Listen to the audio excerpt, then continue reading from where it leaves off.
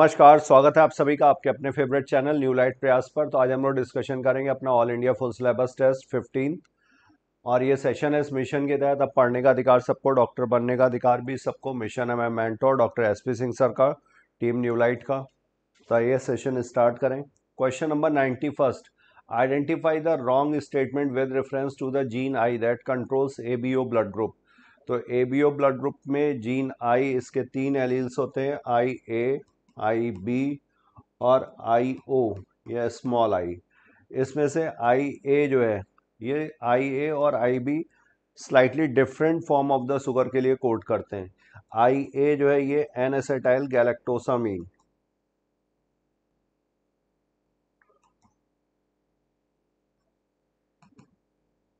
और ये वाला जो है आई बी, ये डी गैलेक्टोज।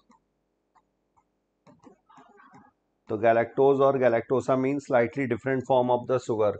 तो when I A and I B are present together they express same type of sugar. ये गलत है, दोनों ही अपनी अपनी शुगर एक्सप्रेस करेंगी लेकिन सेम टाइप शुगर नहीं है। और आई ओ ये शुगर नहीं बनाती है, एन एसेटाइल ना D acetyl galactosamine. Allele I does not produce any sugar, सही है। The gene I has 3 alleles, इसीलिए ये एग्जाम्पल है मल्टीपल एलिलिज्म का। लेकिन एक इंडिविजुअल में हमें पता है कि 2 क्रोमोसोम, होमोलोगस क्रोमोसोम्स, तो 2 एलील पॉसिबल हैं। तो ये मल्टीपल एलिलिज्म कब, जब पॉपुलेशन स्टडी करेंगे तब मिलेगा।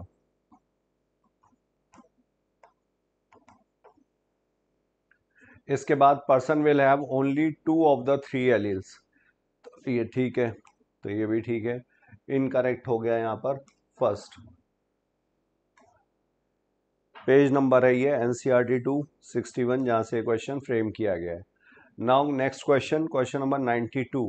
Hominid fossil discovered in Java in 1891 now extinct having cranial capacity about 900 CC was.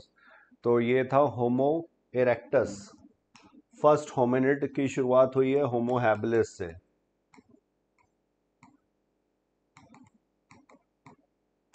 इसमें थी 650 से 800 के आसपास क्रेनियल कैपेसिटी। होमो इरेक्टस की है 900 सीसी, निएंडरथल मैन की है 1400 सीसी, ऑस्ट्रेलोपिथेकस की है 500 सीसी, और होमोसेपियंस की एवरेज अगर लिखा जाए तो 1450 सीसी। तो करेक्ट आंसर होगा यहाँ पर 92 का सेकंड। पेज नंबर है ये 124 से 125। Homo erectus had a large brain size around 900 cc. Homo habilis first hominid, इसका था 650 से 800 cc. Now question number 93, which of the following method is not commonly use for introducing foreign DNA into the plant cell. तो foreign DNA के लिए vector तो ये सारे ही हैं, ये disarmed pathogen vectors, Agrobacterium mediated transformation ये प्लांट के लिए,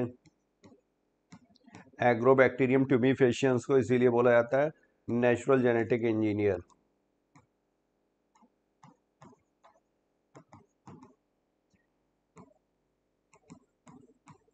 Agrobacterium tumefaciens crown gall disease के लिए रिस्पॉन्सिबल है।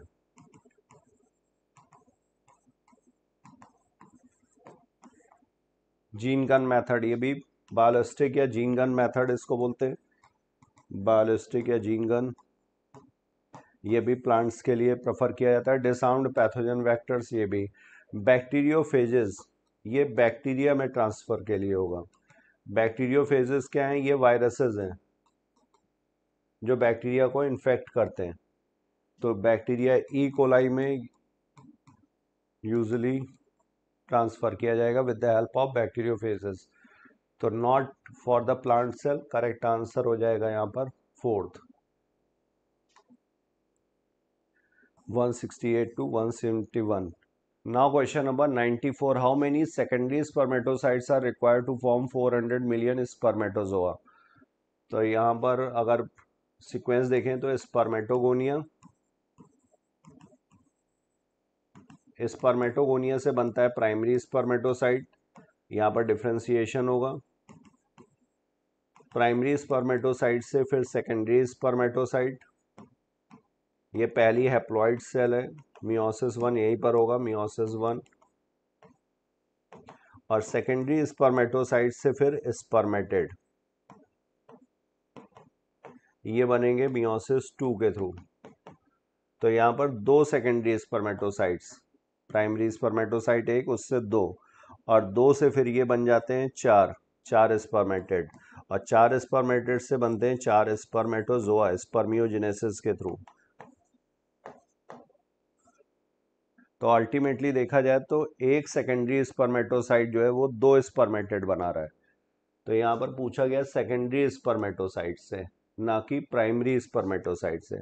अगर प्राइमरी स्पर्मेटोसाइट से होता हो तो एक से चार सेल बनती हैं, सेकेंडरी स्पर्मेटोसाइट से देखेंगे तो एक से दो स्पर्मेटेड या दो स्पर्मेटोजोआ बनेंगे। तो इसलिए 400 मिलियन स्पर्मेटोजोआ के लिए कितने, 200 मिलियन सेकेंडरी स्पर्मेटोसाइट्स चाहिए होंगे। Secondary spermatocyte is the first haploid cell in spermatogenesis, ये 2n है, ये भी 2n, बाकी आगे फिर n, ये भी n। तो करेक्ट आंसर हो जाएगा 94 का थर्ड। पेज नंबर है ये NCERT 231। Now question number 95, against the codon 5 prime UAC 3 prime what would be the sequence of anticodon और tRNA। तो messenger RNA 5 prime to 3 prime, messenger RNA को 5 prime 3 prime direction में ही read किया जाएगा। तो UAC ये इसका कोडॉन है। तो यहाँ पर जो tRNA आएगा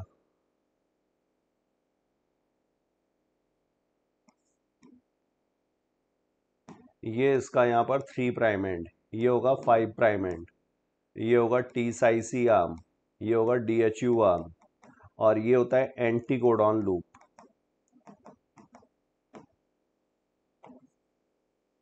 यहाँ पर प्रेजेंट होते हैं एंटीकोडॉन्स। तो U का एंटीकोडॉन क्या हुआ, A का हुआ U, C का हुआ G, और सीक्वेंस पोलैरिटी क्या होगी, तो 3 प्राइम टू 5 प्राइम AUG। तो 3 प्राइम टू 5 प्राइम AUG किस में दिया हुआ है, इसमें। तो करेक्ट आंसर हो जाएगा 95 का फोर्थ। पेज नंबर है ये NCERT 298 से फ्रेम किया गया है। Now question number 96, the gaseous PGR। तो गैसियस PGR है एथिलीन, ये ग्रोथ प्रोमोटर भी है और ग्रोथ इनिबिटर भी है, बट लार्जली ये ग्रोथ इनिबिटर है, रेस्पिरेटरी क्लाइमेक्टिक के लिए रिस्पॉन्सिबल है, फ्रूट राइपनिंग से रिलेटेड है, रेस्पिरेशन क्लाइमेक्स पर पहुंचता है at the time of ripening of fruit, इसी को बोलते हैं रेस्पिरेटरी क्लाइमेक्टिक। इसके अलावा ये जो डीप वाटर राइस प्लांट्स हैं,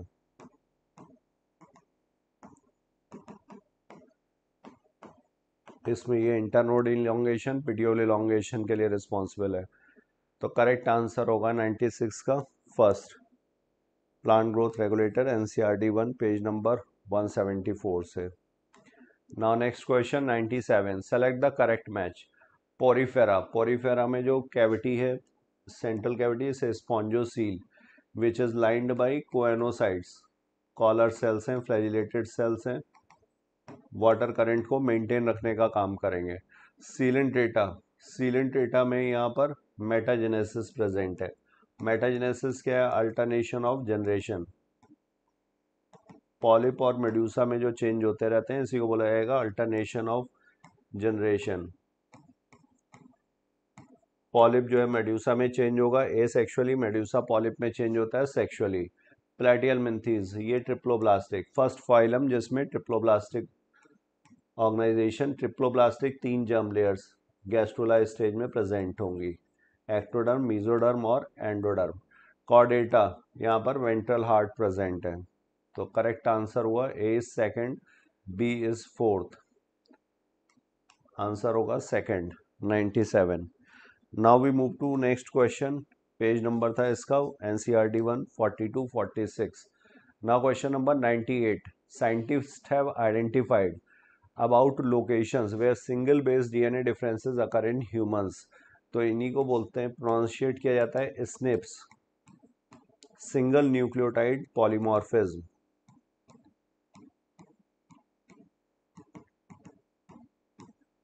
यहाँ पर एक बेस का डिफरेंस होगा, पॉलीमॉर्फिज्म। तो locations where single base DNA differences occur in humans, और ये कितने हैं, 1.4 मिलियन लोकेशंस है। हेल्पफुल है ये किस में, तो ट्रेस करने में ह्यूमन हिस्ट्री को, ह्यूमन एवोल्यूशनरी हिस्ट्री को ट्रेस करने के लिए। दूसरा यहाँ पर इसका कंट्रीब्यूशन है, आइडेंटिफाई द जीन्स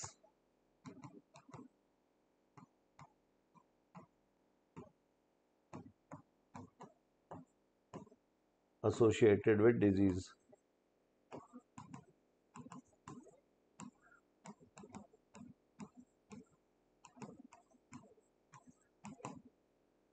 तो 98 का करेक्ट आंसर हो जाएगा सेकंड।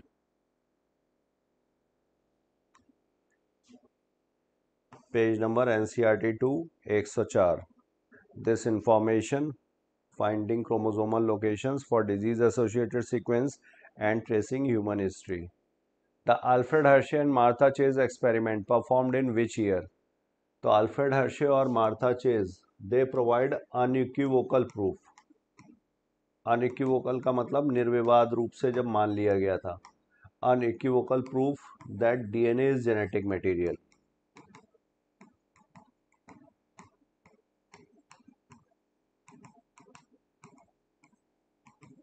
तो जो ट्रांसफॉर्मिंग प्रिंसिपल था उसका बायोकेमिकल नेचर के बारे में अनइक्विवोकल प्रूफ अल्फ्रेड हर्शे और मार्था चेज ने प्रोवाइड किया था।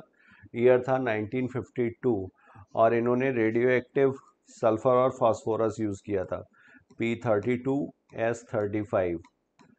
जब फास्फोरस यूज करेंगे तो रेडियो एक्टिविटी किस में जाएगी, जेनेटिक मटेरियल में। बैक्टीरियोफेज यूज किया गया था, ई कोलाई यूज किया गया था, तो ये P32 न्यूक्लिक एसिड डीएनए में जाएगा। S35 ये प्रेजेंट होगा प्रोटीन में, तो रेडियो एक्टिविटी डिटेक्ट होगी प्रोटीन में। तो जब ये फास्फोरस यूज करेंगे तो ये सेल के अंदर आएगी, क्योंकि बैक्टीरियोफेज जो वायरस होगा उसका जीनोम अंदर जाता है बैक्टीरिया में, और प्रोटीन कोड बाहर ही रह जाता है, तो प्रोटीन कोड हल्का भी होगा ये सुपरनेटेंट में। तो इस केस में रेडियो एक्टिविटी डिटेक्ट होती है सुपरनेटेंट में अगर सल्फर यूज़ करेंगे, और अगर P32 यूज़ किया होगा तो ये सेल में डिटेक्ट होगी, पैलेट्स के फॉर्म में होगा। तो 99 का करेक्ट आंसर हो जाएगा सेकंड।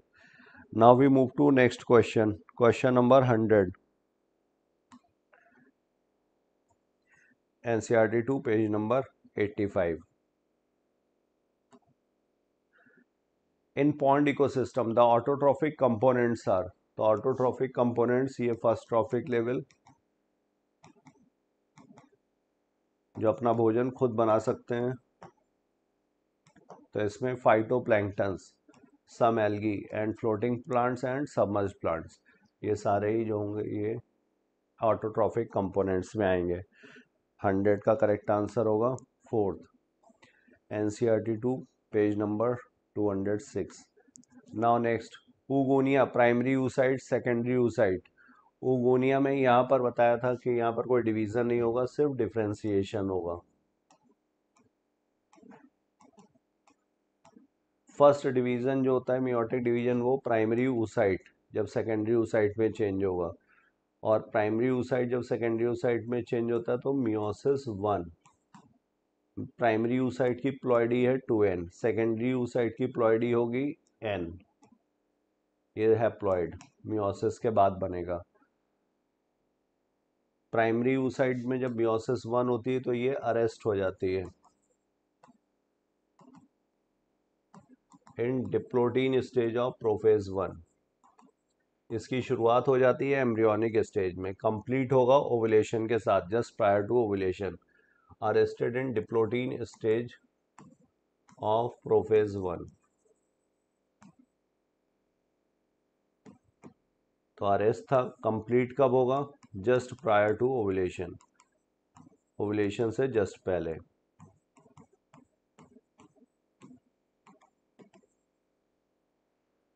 तो यहाँ पे x और y पूछा गया है, x is differentiation and y is first meiotic division. Correct answer होगा 101 का first. Now we move to next question. Question number 102, ये एनसीईआरटी 2 पेज नंबर 33 से फ्रेम किया गया है। Functional equivalent of a structural gene, तो म्यूटॉन, सिस्ट्रॉन, ओप्रॉन, रिकॉन। तो gene को आइडेंटिफाई करने के लिए, जीन को डिफाइन करने के लिए ये टर्म्स दिए गए थे, पुराने टर्म्स हैं। म्यूटॉन, म्यूटॉन का मतलब हुआ unit of mutation. Recon, unit of recombination.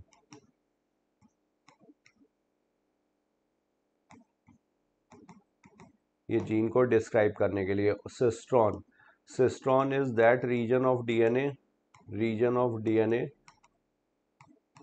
जिसका फंक्शन क्या है, प्रोटीन बनाना। एमआरएनए बनेगा और उसके बाद फिर यहाँ पर प्रोटीन। तो ये फंक्शनल यूनिट क्या है, सिस्ट्रॉन। तो functional equivalent of a structural gene is cistron. Operon क्या होता है, operon is cluster of genes, cluster of genes जिनका कॉमन ऑपरेटर है, हैविंग कॉमन ऑपरेटर, प्रोमोटर।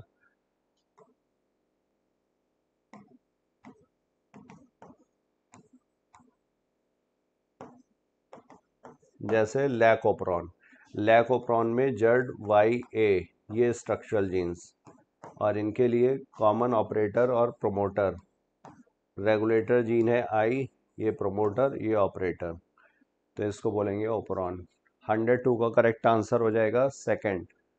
और सिस्ट्रॉन जो है ये मोनोसिस्ट्रॉनिक भी हो सकता है, पॉलीसिस्ट्रॉनिक भी हो सकता है। मोनोसिस्ट्रॉनिक जो है ये यूकैरियोट्स में है, और पॉलीसिस्ट्रॉनिक कंडीशन जो है वो यूजुअली प्रोकैरियोट्स में, नॉट ऑलवेज प्रोकैरियोट्स में। Monocistronic and polycistronic. पॉलीसिस्ट्रॉनिक में क्लस्टर ऑफ सिस्ट्रॉन्स होगा, सिंगल एमआरएनए होगा, और इनसे फिर डिफरेंट प्रोटीन्स जैसे बीटा गैलेक्टोसाइडेज, परमीएज और ट्रांसएसिटाइलेज। पेज नंबर है ये 91 to 95। Which one of the following statements about the particular entity is true? Centromere is found in animal cells which produces ester during cell division. तो ester जो produce होता है microtubule organising centre, और ये microtubule organising centre जो है ये यहाँ पर सेंट्रोसोम या सेंट्रियोल, सेंट्रियोल का पेयर होगा सेंट्रोसोम, यहाँ से ये प्रोड्यूस होता है।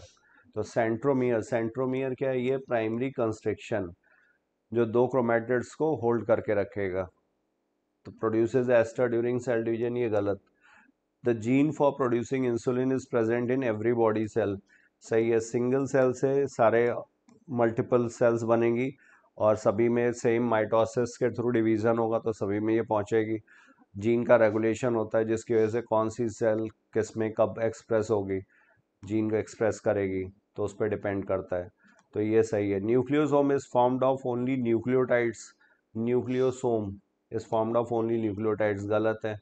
यहाँ पर न्यूक्लियोटाइड्स होंगे, हिस्टोन प्रोटीन्स होंगी, हिस्टोन का ऑक्टामर होगा। DNA consist of core of 8 histone, तो डीएनए नहीं, nucleosome consist of core of 8 histones. Histone का ऑक्टामर होता है H2A, H2B, H3 and H4, और इनके होंगे डाइमर्स, दो दो यूनिट्स होंगे सबके, तो टोटल हो जाएंगे 8। तो करेक्ट आंसर होगा यहाँ पर सेकंड, 103 का। Now we move to next question. Page number 122 to 124। The correct option for rheumatoid arthritis, तो रूमेटॉइड आर्थराइटिस के लिए करेक्ट ऑप्शन क्या होगा? Body attack self cells, autoimmune disease, bacterial disease, both 1 and 2। तो rheumatoid arthritis, body attack self cells, तो ये क्या है? ऑटो इम्यून डिसऑर्डर है। ऑटो इम्यून जिसमें हमारा बॉडी का डिफेंस सिस्टम, इम्यून सिस्टम हमारी सेल्स के अगेंस्ट वर्क करता है। तो यहाँ पर बॉडी अटैक सेल सेल्स और ये auto immune disease. Correct answer होगा बोथ 1 एंड 2। 104 का correct answer fourth, page number ये 137, NCERT 2। Now question number 105. Tobacco plants resistant to a nematode have been developed by the introduction of DNA that produces in the host cells. तो DNA जो होगा ये artificially synthesise हो सकता है या फिर इसका सोर्स जो होगा रेट्रोवायरस इन्फेक्शन होगा या फिर ट्रांसपोसोन्स क्या है, जंपिंग जीन्स। तो जब ये इंट्रोड्यूस होगा तो ये सेंस और एंटी सेंस दोनों तरीके के आरएनए बनाएगा। सेंस और एंटी सेंस ये डबल स्टैंडर्ड हो जाएंगे, डबल स्टैंडर्ड आरएनए। इसको कट किया जाएगा डाइसर के द्वारा, डाइसर इसको बना देगा स्मॉल इंटरफेरिंग आरएनए। ये स्मॉल इंटरफेरिंग आरएनए फिर risk complex, RNA interference silencing complex, ये स्मॉल इंटरफेरिंग आरएनए को के साथ बाइंड करेगा। इसमें से जो सेंस स्ट्रैंड है इसको ये रिमूव कर देगा। एंटी सेंस स्ट्रैंड को फिर निमेटोड स्पेसिफिक जीन के एमआरएनए के साथ ये कॉम्प्लीमेंटरिटी होने की वजह से उसके साथ ये डबल स्टैंड कर देगा जी। इसकी वजह से ये जो निमेटोड स्पेसिफिक जीन का आरएनए था ये एक्सप्रेस नहीं हो पाएगा।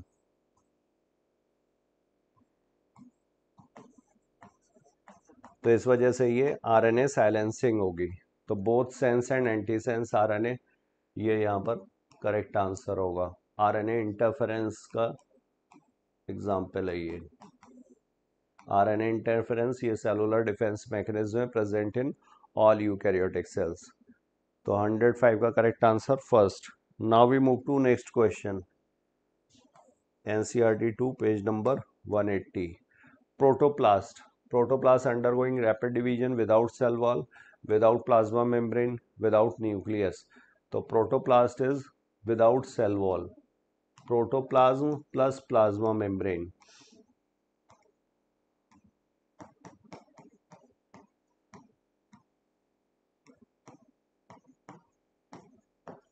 इनके फ्यूजन से बनेगा, दोनों के प्रोटोप्लाज्म प्लस प्लाज्मा मेम्ब्रेन से जो बना स्ट्रक्चर होगा उसको बोलेंगे प्रोटोप्लास्ट। और प्रोटोप्लास्ट फ्यूजन से सोमैटिक हाइब्रिड्स तैयार किए जाते हैं। जैसे एग्जांपल था पोमैटो, पोटैटो एंड टोमेटो।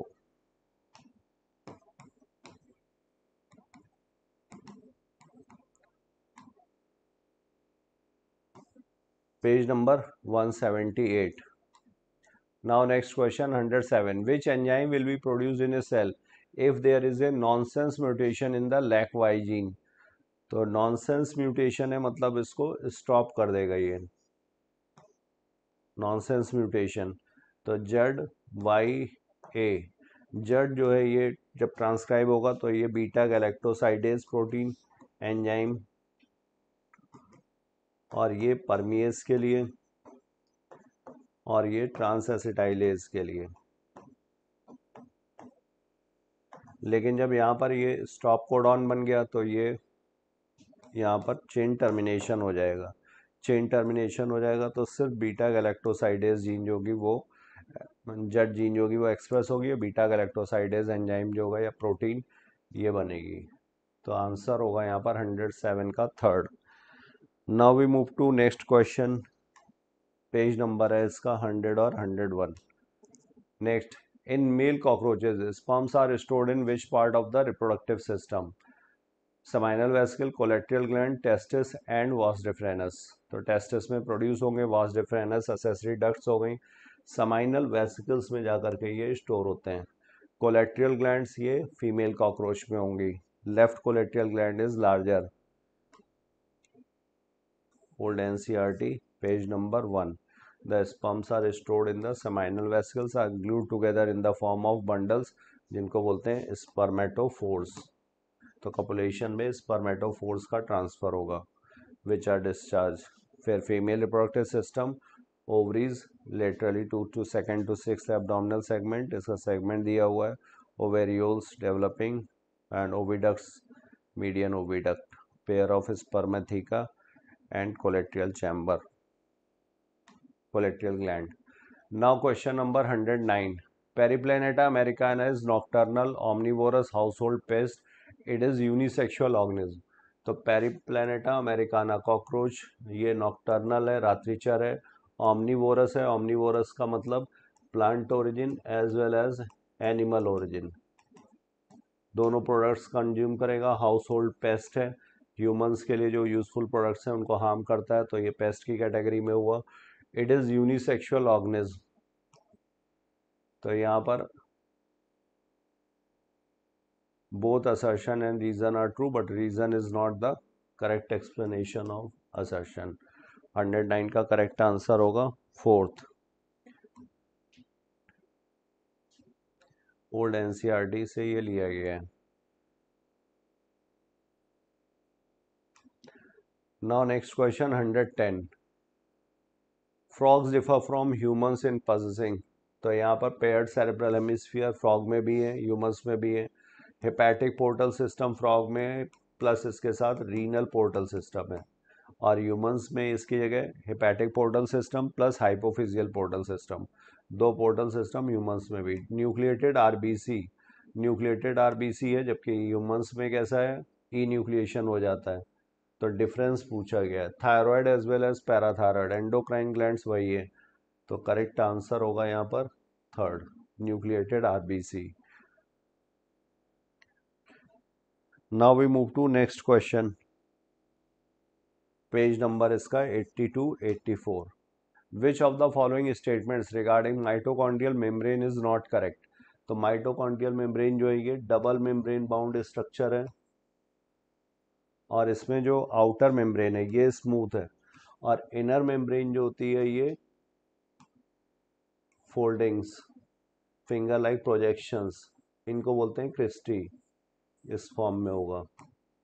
और यहाँ पर ये इसमें पोर्स प्रेजेंट होते हैं, पोरेंस, तो जिसकी वजह से इसकी परमेबिलिटी होगी ज़्यादा आउटर मेम्ब्रेन की in comparison to inner membrane. Inner membrane जो है ये सेलेक्टिवली परमिएबल, प्लस यहाँ पर इलेक्ट्रॉन ट्रांसपोर्ट चेन के एंजाइम्स हैं। तो outer membrane resembles a sieve, pores present है, सही है, इसी वजह से आउटर मेम्ब्रेन की परमेबिलिटी ज़्यादा है, मोर परमिएबल, क्योंकि ये यहाँ पर एब्सेंट है इनर मेम्ब्रेन पे। Outer membrane is permeable to small molecules, ये भी सही है। Enzymes of the electron transport chain are embedded in the outer membrane, गलत, आउटर मेम्ब्रेन में नहीं, इनर मेम्ब्रेन में। Inner membrane is highly convoluted forming a series of infoldings, इन्हीं को बोलते हैं क्रिस्टी। तो करेक्ट आंसर होगा यहाँ पर according to the question third. Now we move to next question, question number 112, page number है ये 96 97 112। Given below are two statements, in primary treatment of sewage variety of micro organism are used, in secondary treatment of sewage only autotrophic organism are used. तो primary treatment of sewage variety of micro organism are used, ये गलत हो गया।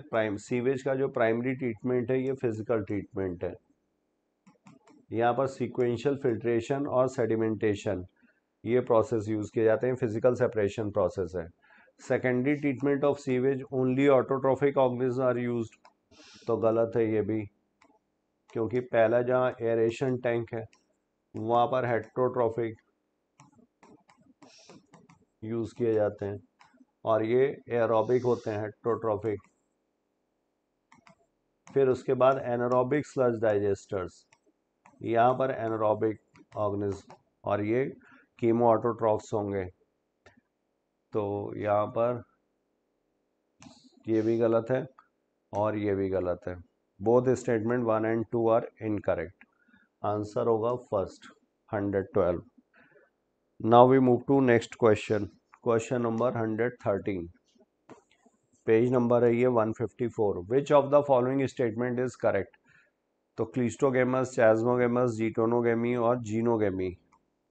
Geitonogamy और xenogamy क्या है, geitonogamy में same flower same plant different flower, flower यहाँ पे डिफरेंट होगा, यहाँ से पॉलन रिलीज होगा दूसरे फ्लावर पे पहुँचेगा, लेकिन फ्लावर प्लांट कैसा है, सेम है, तो ये जेनेटिकली कैसा हुआ, ऑटोगेमी।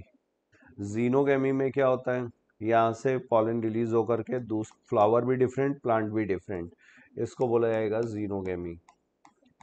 और क्लीस्टोगेमस और chasmogamous flower, cleistogamous which do not open at all, जो फ्लावर्स कभी ब्लूम नहीं होते, खिलते नहीं हैं। और चैजोगेमस जो ब्लूम करते हैं, तो जो ओपन ही नहीं होगा, do not open at all, तो यहाँ पर क्या होगा, इनवेरिएबली ऑटोगेमी होगी, क्योंकि दूसरे का पॉलन ना यहाँ पर आएगा ना यहाँ से जाएगा। तो क्लिस्टोगेमस फ्लावर्स आर ऑलवेज ऑटोगेमस, सही है। Xenogamy occurs only by wind pollination, तो ये सिर्फ विंड के द्वारा यहाँ तक पहुँचेगा, तो ये गलत है। इसमें एबायोटिक एजेंट्स भी हैं, बायोटिक एजेंट्स भी हैं, इनफैक्ट बायोटिक एजेंट्स ज़्यादा हैं, और बायोटिक में भी be most common.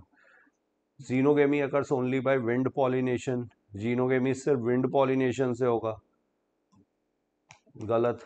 Chasmogamous flowers do not open at all, जो चैस्मोगेमस फ्लावर्स हैं ये ब्लूमिंग शो करते हैं। Geitonogamy involves the pollen and stigma of the flower of different plant, तो जीटोनोगेमी में प्लांट डिफरेंट नहीं है, प्लांट सेम है, फ्लावर डिफरेंट है।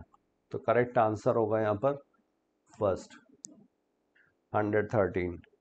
Now we move to next question, question number 114।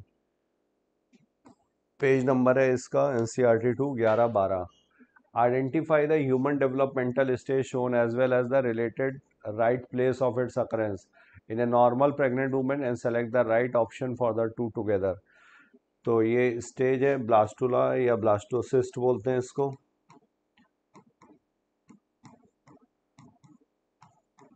यहाँ पर दो लेयर्स हैं, ट्रोफोब्लास्ट आउटर मोस्ट लेयर और दूसरा है इनर सेल मास, ये फ्यूचर एम्ब्रियो।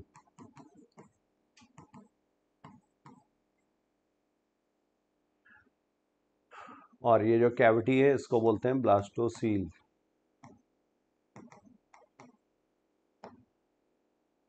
तो development stage and site of occurrence, तो ब्लास्टुला ब्लास्टोसिस्ट यही दो हैं development stage. And part of the fallopian tube, blastula blastocyst uterine wall, तो इम्प्लांटेशन के वक्त ये यूट्राइन वॉल के कांटेक्ट में होगा। इम्प्लांटेशन इनफैक्ट बोलते ही इसी को ही है, implantation is attachment of blastocyst to the uterine wall, उसको बोलते हैं इम्प्लांटेशन। तो करेक्ट आंसर होगा यहाँ पर third. Now we move to next question, question number 115। Page number 36 और 37 पे दिखाया हुआ है ब्लास्टोसिस्ट इम्प्लांटेशन, ये 7th day after fertilisation.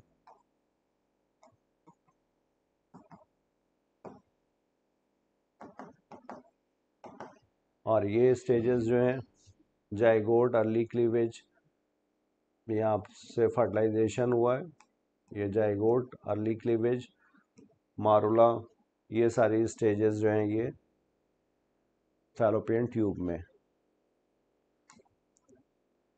Next 115, mons pubis. Mons pubis ये कुशन ऑफ फैटी टिश्यू जिसके ऊपर skin and pubic hairs present है, एक्सटर्नल फीमेल एक्सटर्नल जेनाइटेलिया है।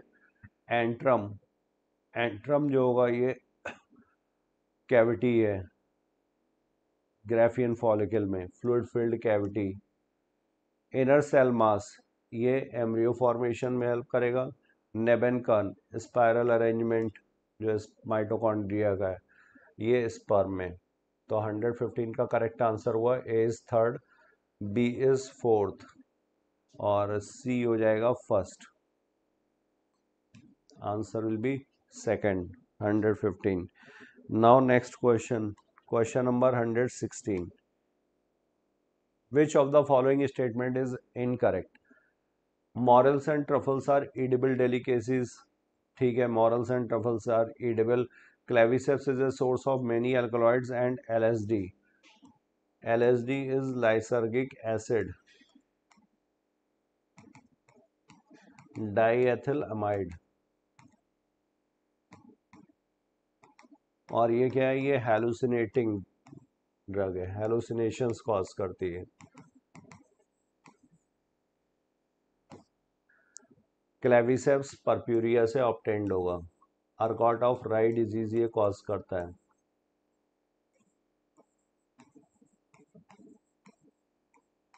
क्लेविसिस पर्पुरी ये किस क्लास का मेंबर है? ये है एस्कोमाइसिटीज का।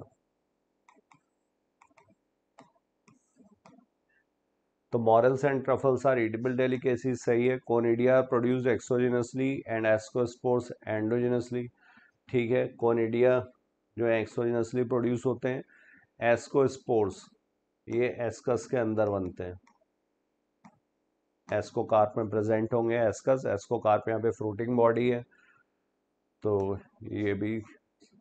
East have filamentous bodies with strong thread like, ये फिलामेंटस नहीं है, नॉन फिलामेंटस है, यूनिसेलुलर स्ट्रक्चर है। Morels and truffles are edible delicacies, तो इनकरेक्ट पूछा गया है, इनकरेक्ट होगा यहाँ पर fourth. Now we move to next question. Page number है ये 16 to 18, 117।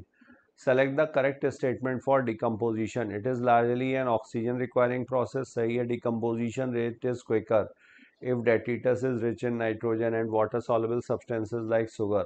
Rate of decomposition is controlled by chemical composition of detritus and climatic factors. तो यहाँ पर डिकम्पोजिशन के लिए ये सारे स्टेटमेंट सही दिए हुए हैं। 117 का फोर्थ पेज नंबर है ये 207 और 208 NCERT 2। The term saltation is related with, तो साल्टेशन मतलब सिंगल स्टेप लार्ज म्यूटेशन,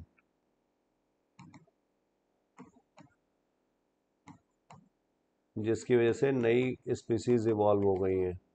तो this is related to speciation according to Hugo de Vries.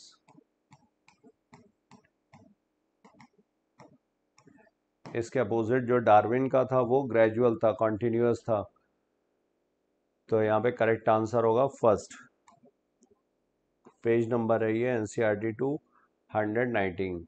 Mutations are random directionless while Darwinian variations are small and directional. Evolution for Darwin was gradual, while De Vries believed mutation caused speciation and hence called saltation. Now next 119. Select the correct match. Biosphere Reserve ये इन situ conservation में आता है। Biosphere reserve hot spots number है 14 सही है। Hot spots हैं 25 + 9 34, ये भी in situ conservation. National parks ये 90 इन सीटू कंजर्वेशन, ठीक है। Wildlife safaris 448 in situ conservation, तो यहाँ पे वाइल्ड लाइफ सफारी नहीं, wildlife safari ex situ conservation, off site conservation है ये। इन सीटू का मतलब जहाँ पर है वहीं पे इसको कंजर्व किया जाए, ऑन साइट कंजर्वेशन। तो वाइल्ड लाइफ यहाँ पर होना चाहिए था सेंचुरीज, तब ये सही होता। और बाकी इन सीटू कंजर्वेशन में है सेक्रेड ग्रूव्स। सेक्रेड ग्रूव्स में कौन कौन से? तो अरावली हिल्स ऑफ राजस्थान, सरगुजा चंदा बस्तर ये मध्य प्रदेश में, और Meghalaya, western ghats of Karnataka and Maharashtra.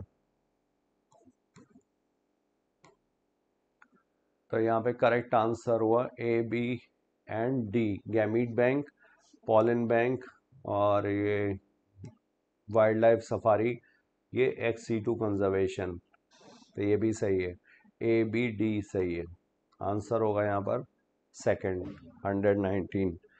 Now we move to next question. Question number 120, page number है ये 225। There are about islets of Langerhans in a normal human pancreas representing only, तो ये 1 to 2 मिलियन है और 1 to 2% he represent करते हैं pancreatic tissue का। तो पैंक्रियाटिक ग्लैंड कैसी है? मिक्स ग्लैंड है, इसमें एक्सोक्राइन पार्ट भी है प्लस एंडोक्राइन। एंडोक्राइन जो हार्मोन्स रिलीज करेगा, हार्मोन्स इसमें अल्फा सेल से आते हैं ग्लूकागॉन, बीटा सेल से आते हैं इंसुलिन, डेल्टा सेल से सोमैटोस्टैटिन, और एक्सोक्राइन पार्ट जो है ये यहाँ से pancreatic juice, enzyme rich water, alkaline water.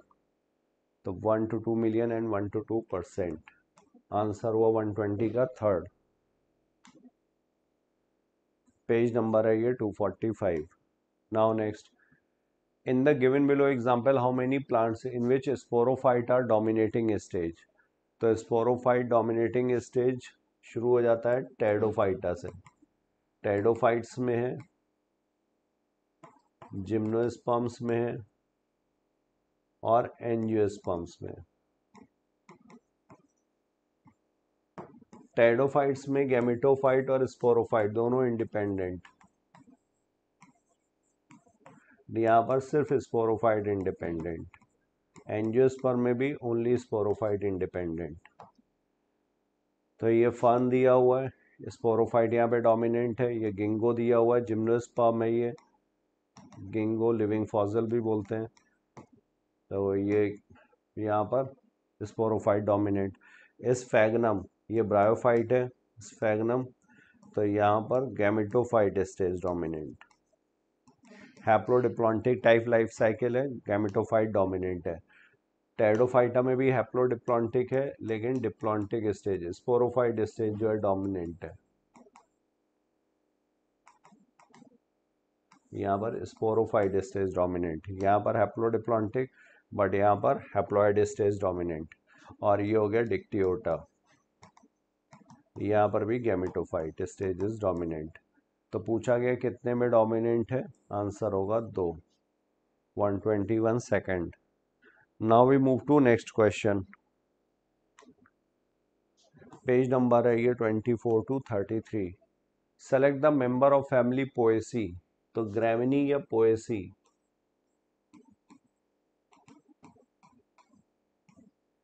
Sugar cane, मेज, वीट, बैम्बो, ये सारे क्या हैं, ये ग्रेमिनी के मेंबर हैं। लेडी फिंगर ये मालवेसी का मेंबर है। ग्राउंडनट ये लेगुमिनस प्लांट है। क्राइजेंथेमम सनफ्लावर ये एस्ट्रेसी के मेंबर है। मस्टर्ड, ट्यूनिप, टर्निप ये ब्रासिकेसी या क्रूसीफेरी बोला जाएगा। तो 1 2 3 4 आंसर हुआ यहाँ पर थर्ड, 122। एनएमसी सिलेबस में है ये। Now question number 123, select the correct match. तो यहाँ पर पीटीएच, पीटीएच हो गया parathormone.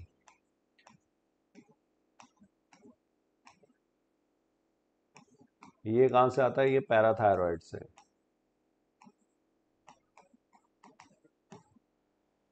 Decreases the glucose level, ये हाइपर कैल्सिमिक हार्मोन है तो ये इंक्रीज करेगा कैल्शियम लेवल को। टीसीटी इसका एंटागोनिस्टिक है। थायरोकैल्सिटोनिन पैराफॉलिकुलर या सी सेल से आता है, ये थायराइड से आएगा। तो ये क्या करेगा, decrease the calcium level in the blood. Glucagon अभी हम लोगों ने देखा अल्फा सेल्स पैंक्रियाज से आएगा, ये हाइपरग्लाइसेमिक हार्मोन है, ब्लड में ग्लूकोज के लेवल को बढ़ाता है। इंसुलिन ये decreases the glucose level in the blood. तो ए का हो जाएगा सेकंड, बी का फोर्थ, ए का सेकंड, बी का fourth, C is third and D is first. 123 third. Now we move to next question 124। Page number 243 to 246। Select the correct match. Sacrum, sacrum ये कहाँ पर, vertebral column bone. ये sacral reason जो है ये 5 vertebrae के fusion से बनेगा। टेम्पोरल, टेम्पोरल ये क्रेनियल बोन। पैराइटल और टेम्पोरल ये पेयर्ड हैं। बाकी जो एथमॉइड, स्फेनॉइड ये सब क्या हैं, ये unpaired. Occipital, frontal. Scapula, scapula is present in pectoral girdle. Pectoral girdle में each half is made up of 2 bones. एक है scapula, triangular flat bone dorsally present है, और दूसरा है स्कैपुला के अलावा क्लेविकल। स्कैपुला में एक्रोमियन प्रोसेस जिसके साथ ये एक्रोमायोक्लेविकुलर जॉइंट बनाती है। कॉक्सल बोन, पेल्विक बोन में 2 कॉक्सल बोन है, right and left, and each coxal bone is made up of fusion of 3 bones, ilium, ischium and pubis.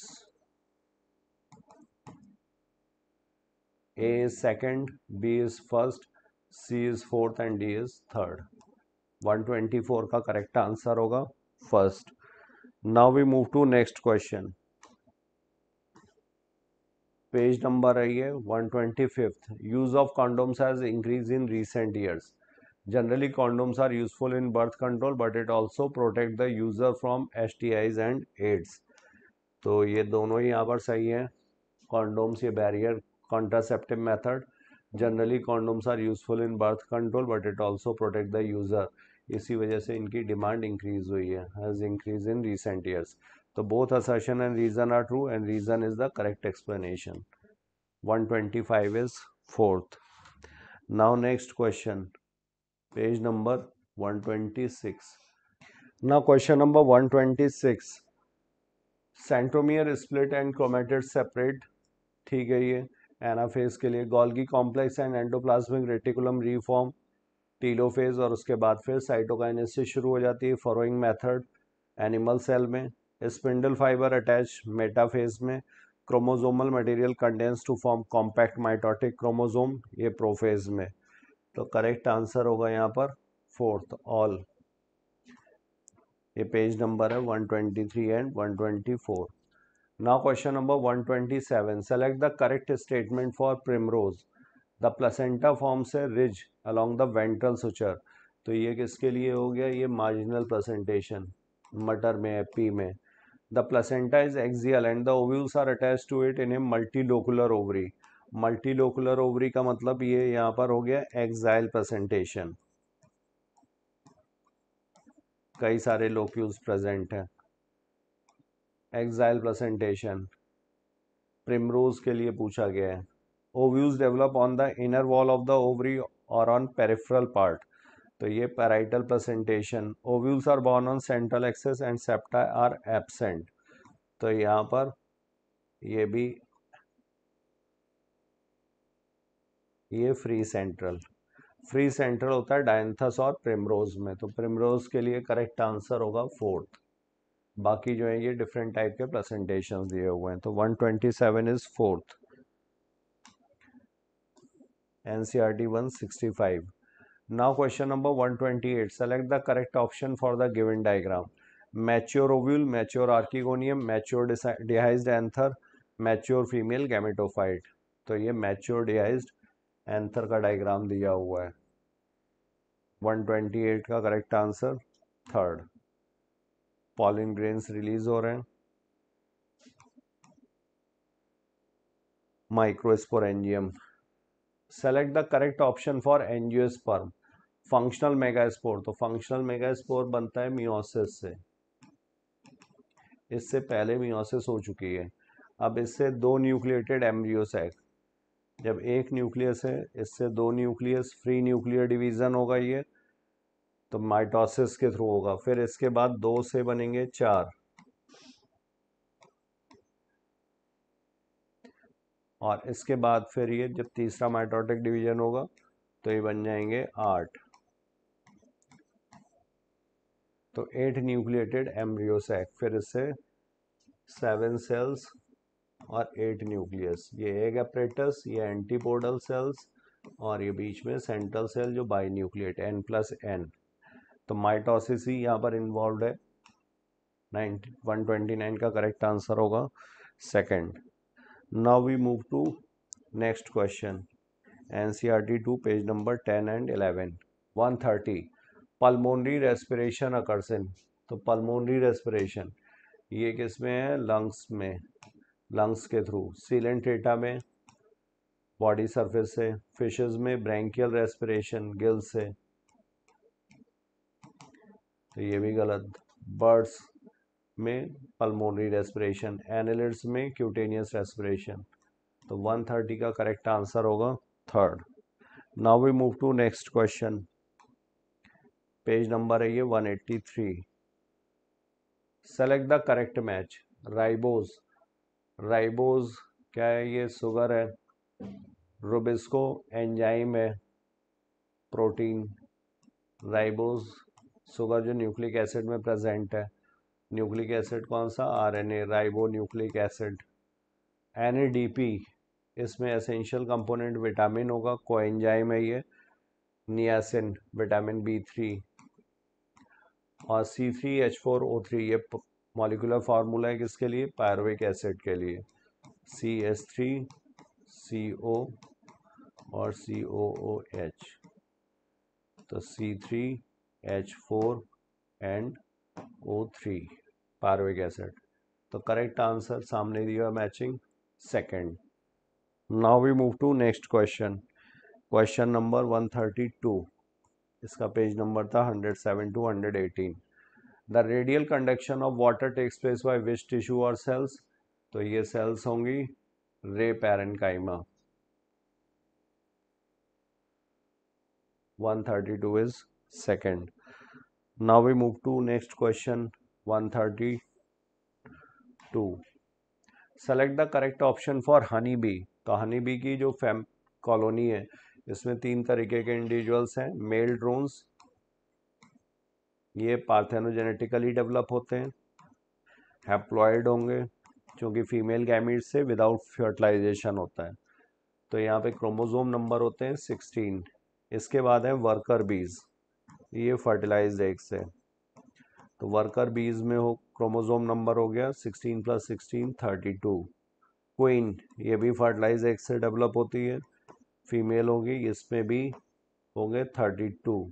तो 32 32 64 + 60 70 और 80, तो टोटल क्रोमोसोम्स हो गए 80।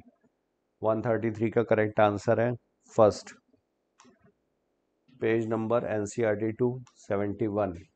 Now question number 134. In Mendel dihybrid experiment, which genotype shows recombinant phenotype? तो phenotype जो है 9:3:3:1 F2 generation में। 9 क्या है, ये राउंड येलो जो पेरेंटल कॉम्बिनेशन था। F1 पेरेंटल जनरेशन में राउंड येलो लिया गया था और रिंकल्ड ग्रीन लिया गया था। ये एक बनता है रिंकल्ड ग्रीन। बाकी में रिकॉम्बिनेंट्स हैं क्योंकि राउंड के साथ क्या आ गया, ग्रीन, और रिंकल के साथ क्या आ जाएगा, येलो। तो यहाँ पे राउंड ग्रीन और रिंकल्ड येलो, ये रिकॉम्बिनेंट्स हो गए क्योंकि ये कॉम्बिनेशन पेरेंटल जनरेशन में नहीं थे। तो यहाँ पर अगर देखेंगे तो ये राउंड येलो, ये पेरेंटल कॉम्बिनेशन हो गया। ये कैसा हुआ, ये रिसेसिव है, ये डोमिनेंट है होमोजाइगस, तो ये हो गया हमारा रिंकल्ड येलो, तो ये रिकॉम्बिनेंट हो गया। ये कैसा होगा, ये राउंड, और ये कैसा है, ग्रीन, तो राउंड ग्रीन, ये भी क्या हो गया, रिकॉम्बिनेंट हो गया। ये क्या है, ये भी राउंड और ग्रीन, तो ये भी कैसे हो गए, ये भी रिकॉम्बिनेंट्स हो गए। और ये क्या है, ये येलो और रिंकल्ड, तो ये भी रिकॉम्बिनेंट्स। तो यहाँ पर बी सी डी और ई ये रिकॉम्बिनेंट्स हैं, और ए वाला जो है ये पेरेंटल जनरेशन शो करेगा। तो 134 का करेक्ट आंसर होगा third. Now page number 62 to 64। now 135, the products of light reaction in photosynthesis. तो लाइट रिएक्शन में ATP बनेगी, NADPH बनेगा और ऑक्सीजन रिलीज होगी। फोटो सिस्टम 2 से शुरुआत होती है। फोटो सिस्टम 2 का जो रिएक्शन सेंटर है वो है P680। यहाँ से इलेक्ट्रॉन इमिट होगा, फियोफाइटिन इसको एक्सेप्ट करेगा, और जो कि इसके इलेक्ट्रॉन निकल रहा है इसको रिप्लेनिश करने के लिए यहाँ पे फोटोलिसिस ऑफ वाटर, H2O का ब्रेकडाउन होगा, 4H + 4 इलेक्ट्रॉन प्लस ऑक्सीजन, तो ये इलेक्ट्रॉन यहाँ पर, और इसके बाद फियोफाइटिन से प्लास्टोक्विनोन, फिर साइटोक्रोम B6F, फिर प्लास्टोसाइनिन, फिर फोटोसिस्टम 1, फोटोसिस्टम 1 का रिएक्शन सेंटर P700, और यहाँ से फिर iron sulphur primary electron acceptor ferredoxin, FNR के थ्रू ये पहुँचेगा NADP+ के पास, और NADP+ इलेक्ट्रॉन एक्सेप्ट करेगा प्लस हाइड्रोजन स्ट्रोमा से लेगा, ये कन्वर्ट हो जाता है NADP2H में। तो ये NADP2H ये हो गया। यहाँ पर ATP जो होगी जब यहाँ प्रोटॉन पंप होगा केमियोस्मोसिस के थ्रू एटीपी प्रोड्यूस होती है, साइक्लिक में भी होगी, नॉन साइक्लिक में भी होगी। ऑक्सीजन यहाँ पे बाई प्रोडक्ट है, तो एटीपी, NADPH एंड ऑक्सीजन। 135 का करेक्ट आंसर है first. So thank you all of you. Thank you so much. I have covered my portion. Now further discussion will be carried by my fellow partner Vikram sir. Thank you so much. Hello बच्चों, new light के YouTube channel पर आप सभी का स्वागत है प्यारे बच्चों। और मैं विक्रम चक्रवर्ती आज आपके समक्ष लेकर के हाजिर हुआ हूँ यूट्यूब पर पेपर डिस्कशन का सेशन। और आज हम लोग का पेपर है all India full syllabus test का ये 15वां टेस्ट है, जो कि 30 अक्टूबर 2025 को हमारे इंस्टीट्यूट की तरफ से ऑनलाइन ऑफलाइन मोड दोनों पेपर हुआ है। पेपर काफ़ी बढ़िया था, आप सबने बढ़ चढ़ के हिस्सा लिया, इसके सभी को बहुत बहुत धन्यवाद। और सबसे पहले पेपर को डिस्कस करने वाले हमारे सीनियर साथी डॉक्टर शैलेंद्र मिश्रा सर को बहुत धन्यवाद देना चाहिए, जिन्होंने क्वेश्चन को 91 to 135 का डिस्कशन किया है और मैं 136 to 80 की जर्नी आपके साथ करूंगा। तो आइए हम लोग एक एक करके 136 से 180 तक की जर्नी का सफर करते हैं। पहला सवाल आपके सामने है, set the correct statement with respect to pleiotropism. अब आप देखिए कि मेंडल के समय तक मेंडल ने कहा था कि एक कैरेक्टर को रेगुलेट कंट्रोल करने के लिए एक जीन होती है, एक जीन के 2 एलील होते हैं, ठीक है, और एक जीन एक ही फंक्शन करती है, एक विशेष प्रकार के ट्रेट को या किसी कैरेक्टर को गवर्न करती है। तो जब सबसे पहले को डोमिनेंस आया, इनकमिंग डोमिनेंस आया, तो ये बातें गलत हो गई। और मेंडल ने कहा था कि अगर कोई पेयर है और हेटेरोजाइगस है, capital T small T, capital R small R, capital Y small Y, तो जो कैरेक्टर एक्सप्रेस होगा वो डोमिनेंट है। जैसे कैपिटल टी स्मॉल टी में ये एक्सप्रेस होता है तो बोलते हैं कैपिटल टी जो है वो डोमिनेंट है कैपिटल स्मॉल टी पे, कैपिटल वाई स्मॉल वाई पे, कैपिटल आर स्मॉल वाई पे, स्मॉल आर पे। तो अब जब आपकी इनकम्प्लीट डोमिनेंस में कैपिटल आर स्मॉल आर आया, जिसे उन्होंने पिंक बताया, इसका मतलब हमेशा कैरेक्टर डोमिनेंट हुई है, कोई जरूरी नहीं। उसके बाद जब ब्लड ग्रुप का कैरेक्टर ए बी हेटेरोजाइगस है, दोनों एक्सप्रेस हो गए कोडोमिनेंस, तो ये बातें मेंडल गलत हो गई। तो ऐसे ही एक घटना है जिनका बिहेवियर है प्लियोट्रॉपिज्म। मेंडल ने कहा था कि मैं कह रहा हूं कि एक कैरेक्टर है, इसको कंट्रोल करने के लिए एक जीन होगी, ठीक। तो अब जो नई घटना निकल के आई जीन की, ये एक से ज्यादा फिनोटिपिक कैरेक्टर को रेगुलेट करेगी। जैसे कि आपकी किताब में लिखा है स्टार सिंथेसाइज करने वाला एंजाइम, वो उस एंजाइम का काम ये है कि ग्रेन की साइज को भी मेंटेन करेगा, ठीक है, और उसके शेप को भी मेंटेन करेगा। और आप देखिए कि जब आपने ग्रेन की साइज देखा था तो लार्ज, इंटरमीडिएट और स्मॉल साइज के ग्रेन मिले थे, और जब आपने शेप देखा था तो कॉन्स्ट्रिक्ट और राउंड और रिंकल्ड मिला था। इसका मतलब शेप के अकॉर्डिंग वही जीन डोमिनेंस का फीचर शो करती है, और अगर साइज के अकॉर्डिंग वही जीन इनकम्प्लीट डोमिनेंस का फीचर शो करती है। इसीलिए उस पैराग्राफ के लास्ट में बात लिखी है कि dominance is not the feature of gene, जैसा कि हम एक्सपेक्ट करते हैं कि जीन डोमिनेंट होगी, नहीं, ये डिपेंड इस बात पे करता है कि किस फिनोटिपिक कैरेक्टर को आपने अंडर कंसीडर लिया है। अगर मैं स्टार्स के सिंथेसाइज करने वाले जीन के इस बिहेवियर को पकड़ूं जो साइज के अकॉर्डिंग है, तब तो हम इनकम्प्लीट डोमिनेंस बोलेंगे। अगर शेप के अकॉर्डिंग बोलेंगे तो हम बोलेंगे भाई डोमिनेंस का फीचर शो कर रही है। तो इसी को बोलते हैं प्लियोट्रॉपी। एक जीन मोर देन वन फिनोटिपिक कैरेक्टर को इन्फ्लुएंस करती है तो उसको बोलते हैं मल्टी प्लियोट्रॉपिज्म। अब देखिए, एक जीन के मेंडल ने कहा था कि 2 एलील होते हैं डिप्लॉयड में, लेकिन हम लोग डिप्लॉयड हैं। तो देखिए ब्लड ग्रुप में आई जीन होती है, उसका IA, IB, I0 या I0 जिसको आप कहते हैं, उसके 3, तो यही मेंडल का एक्सेप्शन है। उसके बाद एक कैरेक्टर, एक घटना बायोलॉजी में और निकल के आई, जब मेंडल ने ये बात अपने समय बोल दिया था कि जीन है तो भाई एक कैरेक्टर को गवर्न करेगा। तो भैया हमें पता है ह्यूमन की हाइट, ह्यूमन हाइट, इन चीज़ों को समझिए, ह्यूमन हाइट और ह्यूमन कलर, इसके लिए मल्टीपल जीन होते हैं ABC। आप देखिए तो इसको बोलते हैं पॉलीजेनिक इनहेरिटेंस, जब किसी एक कैरेक्टर को रेगुलेट कंट्रोल करने के लिए मल्टीपल जीन इन्वॉल्व होते हैं, और हर जीन, हर एलील का अपना अपना कंट्रीब्यूशन होता है, एडिटिव इफेक्ट होता है, ये इसको प्रभावित करेगा, ये इसको प्रभावित करेगा। इसीलिए देखिए कि जो मानव कलर है, ह्यूमन कलर, ह्यूमन हाइट, इसके रेंज मिलते हैं, ज़्यादा लंबे वाले ही मिलेंगे, कम वाले मिलेंगे। आप अपने आसपास देखिए, किसी की हाइट 5 फुट 6 इंच, किसी की 5 फुट 6 इंच समथिंग, किसी की 5 फुट 7, जैसे मेरी 5 फुट 7, किसी की 5 फुट 8 इंच, किसी की 9 इंच, किसी की 5 फुट 10 इंच, किसी का 6 फीट। तो आप देखेंगे कि जो पॉलीजेनिक इनहेरिटेंस होता है उसका ग्राफ कुछ इस तरीके से बनता है। याद रखिएगा, ये वो जोन है जो बहुत लंबे हैं, जो बहुत छोटे हैं, और ये वो जोन है बीच वाला जिनकी हाइट ज़्यादा छोटी नहीं है और जिनकी हाइट ज़्यादा लंबी नहीं, जैसे कि इंडिया पाकिस्तान देखिए, दुनिया की हिंदुस्तान, पाकिस्तान, बांग्लादेश, नेपाल, बांग्लादेश ही ले ली तो ये 3 कंट्री को मिला के देखिए तकरीबन लगभग मान के चलिए कि 2 अरब की पॉपुलेशन के आसपास है। और आप देखिए कि हम लोग इसी रेंज में आते हैं, हम लोग की हाइट ज़्यादा लंबी नहीं है ज़्यादा छोटी नहीं, हम लोग मिक्स रेंज में आते हैं। तो कहीं पर भी क्वेश्चन में अगर कहे कि भाई रेंज ऑफ आपके सेट या रेंज ऑफ फिनोटिपिक कैरेक्टर आ रहा है तो समझ लो कि वो पॉलीजेनिक इनहेरिटेंस है। लेकिन क्वेश्चन आपका प्लियोट्रॉपिज्म से है कि एक जीन एक से ज़्यादा फिनोटिपिक कैरेक्टर को रेगुलेट करे, तो उसको प्लियोट्रॉपिज्म कहते हैं, जिसका एग्जाम्पल अब किताब में फिनाइल कीटोन्यूरिया दिया है, जिससे मेंटल रिटार्डेशन हो जाता है एक फिनोटिपिक कैरेक्टर, स्किन के पिगमेंटेशन में प्रॉब्लम आती है एक फिनोटिपिक कैरेक्टर। तो आप देखिए कि जीन में प्रॉब्लम एक आई, फिनाइल एलेनिन हाइड्रोक्सिलेज एंजाइम को बनाने वाली जीन डिस्टर्ब हुई और उसके कई सारे इफेक्ट दिखने को मिले।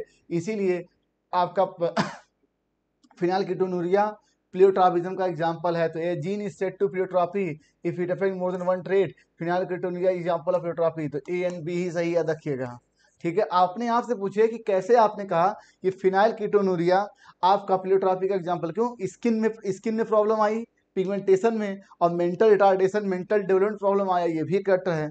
इसलिए तो A and B, A condition where one gene has several alleles, ये मल्टीपल एलिज्म का एग्जांपल है।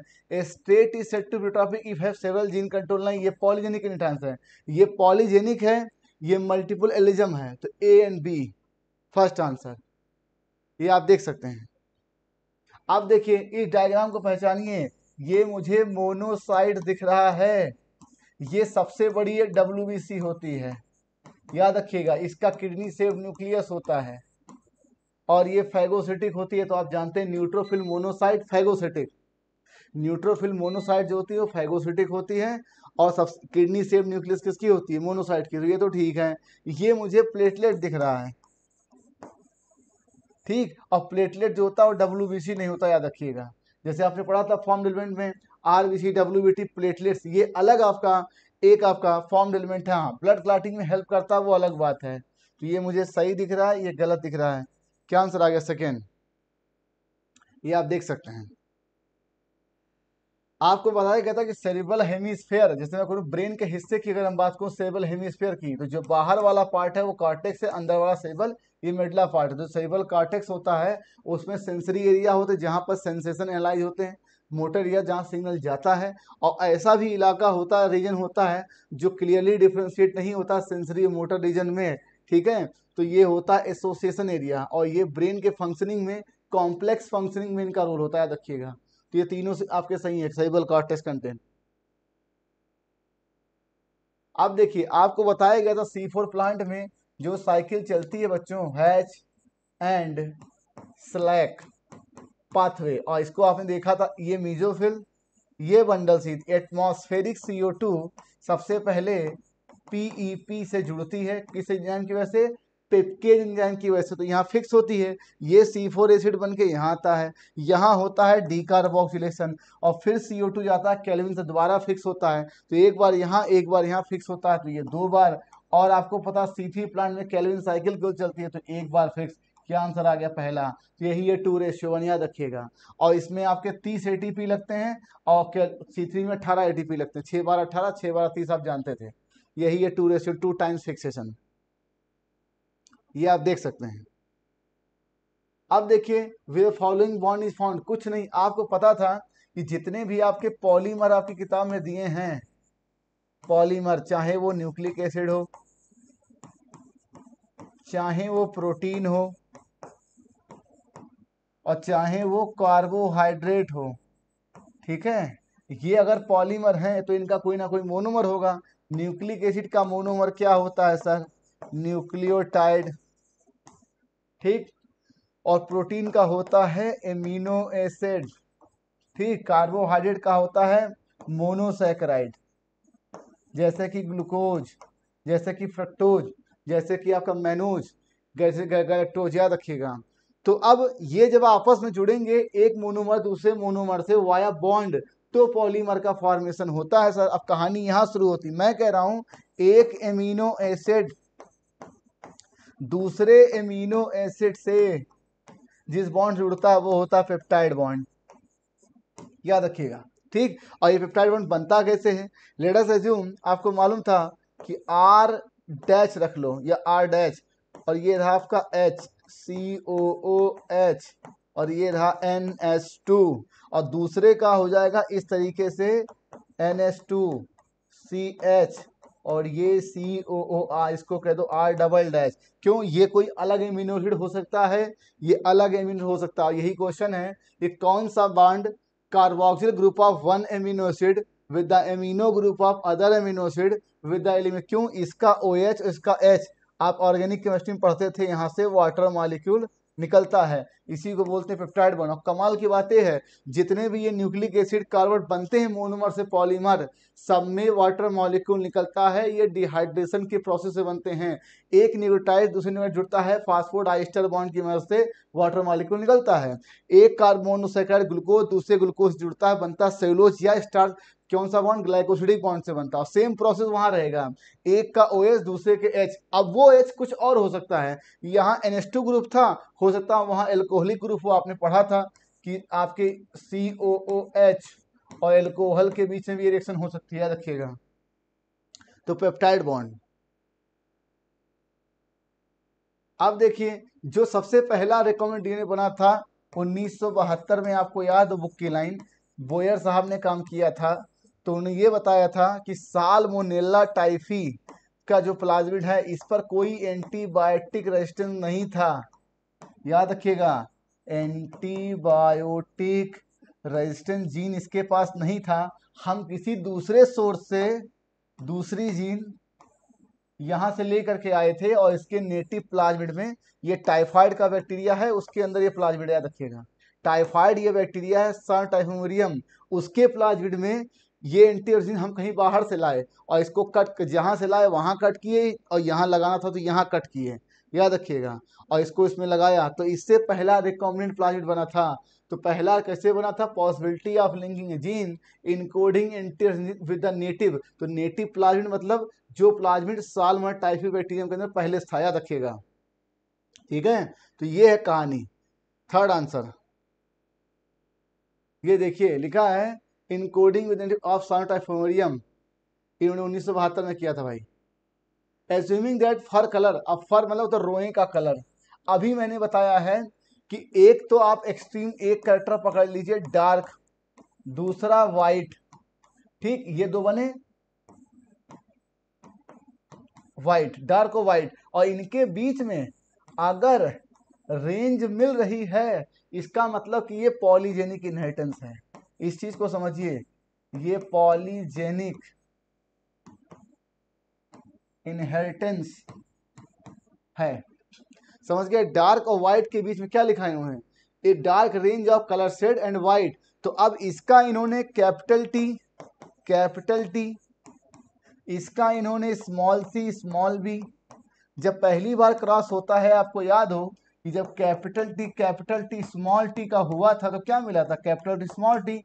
F1 जनरेशन, देखिए कमाल की F1 जनरेशन, तो मुझे सब ये हेट्रोजाइगस मिलेंगे, ठीक। तो हेट्रोजाइगस ऑल इंटरमीडिएट कलर, याद रखिएगा। आपकी किताब में लिखा है कि जो सबसे डार्क वाला स्किन कलर वाला होता है वो ये होता है, सबसे लाइट कलर वाला वो ये होता है। और जैसे जैसे आपके डोमिनेंट एलील, अब कमाल की बात, आपको लगता है कि जो लोग देखने में खूबसूरत हैं, गोरे हैं, वो नहीं, इसके साइंस के हिसाब से आपके काले वालों को डोमिनेंट माना गया है। तो कैपिटल ए, अब देखिए अगर कैपिटल जीन जो आप कैपिटल एलील का है, डोमिनेंट एलील की संख्या बढ़ेगी तो ये शिफ्ट होगा डार्क की कलर, और अगर ज्यादा एलील आपके स्मॉल वाले होंगे तो शिफ्ट होगा आपके व्हाइट की तरफ। इसलिए किताब में देखिए सबसे लाइटेस्ट जो है वो ये है, सबसे डार्केस्ट ये है, और अगर ये कॉम्बिनेशन में है तो इंटरमीडिएट कलर होगा। और अगर मैं ज्यादा एलील कैपिटल टी करूंगा तो ये डार्क की तरफ शिफ्ट होगा कलर। इसीलिए देखिए हम लोग कलर अपने चारों तरफ नोट करके देखिए, कोई ज़्यादा गोरा है, कोई कम गोरा है, कोई बहुत काला है, कोई कम काला है। ये रेंज हमें इसीलिए मिल रहे हैं क्योंकि वैरायटी और नंबर ऑफ एलील की संख्या यहाँ ज़्यादा है, और सबका अपना अपना इफेक्ट है, याद रखिएगा। तो ऑल इंटरमीडिएट का, और चूंकि ये पूछा गया है F1 जनरेशन में, इस क्वेश्चन में सेंस ये था बच्चों कि क्या आपको ये बात पता है कि जब होमोजाइगस से क्रॉस कराते हैं तो F1 में हमें हेट्रोजाइगस मिलता है दोनों कैरेक्टर के लिए, ठीक। तो ये है कहानी आपके ऑल इंटरमीडिएट कलर। अब देखिए कुछ नहीं सर, आईयूडी आपको बताया गया था कि एक प्रकार का कॉन्ट्रासेप्टिव है।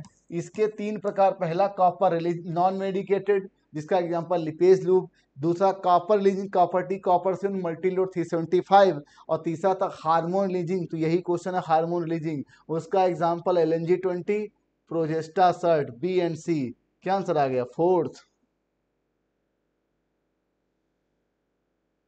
कुछ नहीं सर, ड्रोसोफिला पे जो, अब देखिए जो ह्यूमन का सेक्स क्रोमोसोम होता है वैसे ही सेक्स क्रोमोसोम आपके ड्रोसोफिला, मेल के पास XY, फीमेल के पास XX। और जो बॉडी का कलर और बॉडी कलर और आंखों कलर का जो जीन होता है वो आपके X क्रोमोसोम पे होता है, याद रखिएगा।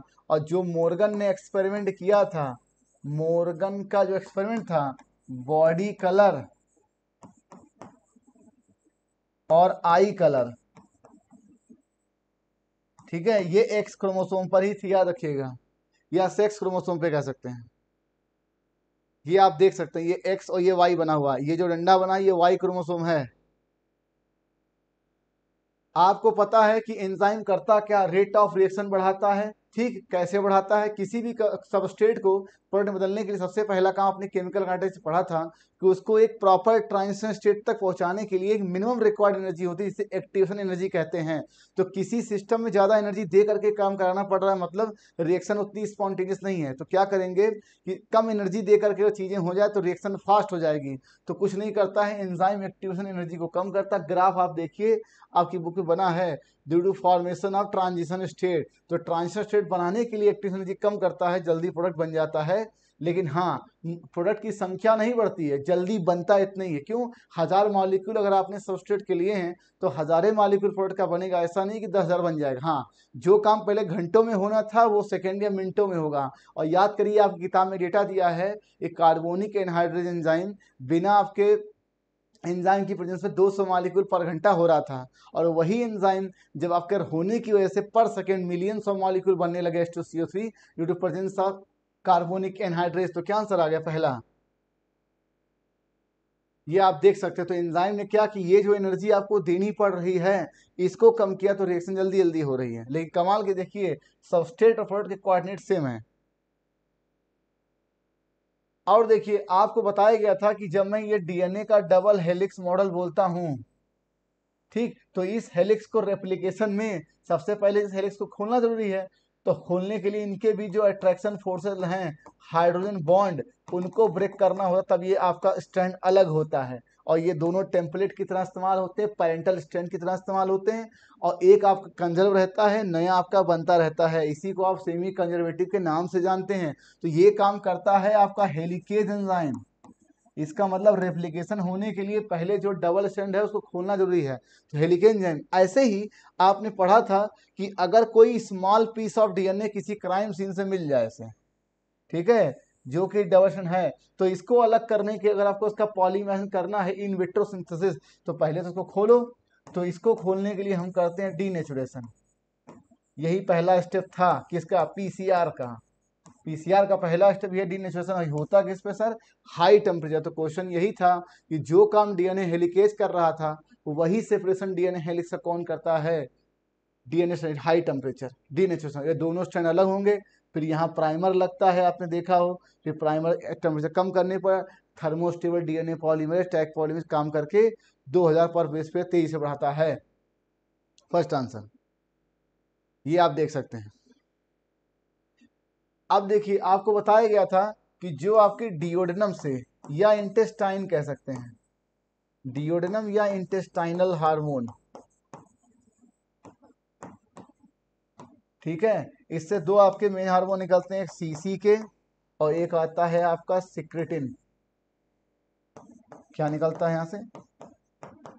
सिक्रेटिन। ये दोनों के दोनों एक्सोक्राइन पार्ट ऑफ पेनक्रियाज पे काम करते हैं। ये एंजाइमेटिक डाइजेस्टिव जूस निकालने में काम करता है, और ये आपके सॉल्ट और वाटर निकालने में काम करता है। तो लिखा water secretion that is rich in bicarbonate, क्या हो जाए? सिक्रेटिन। First answer.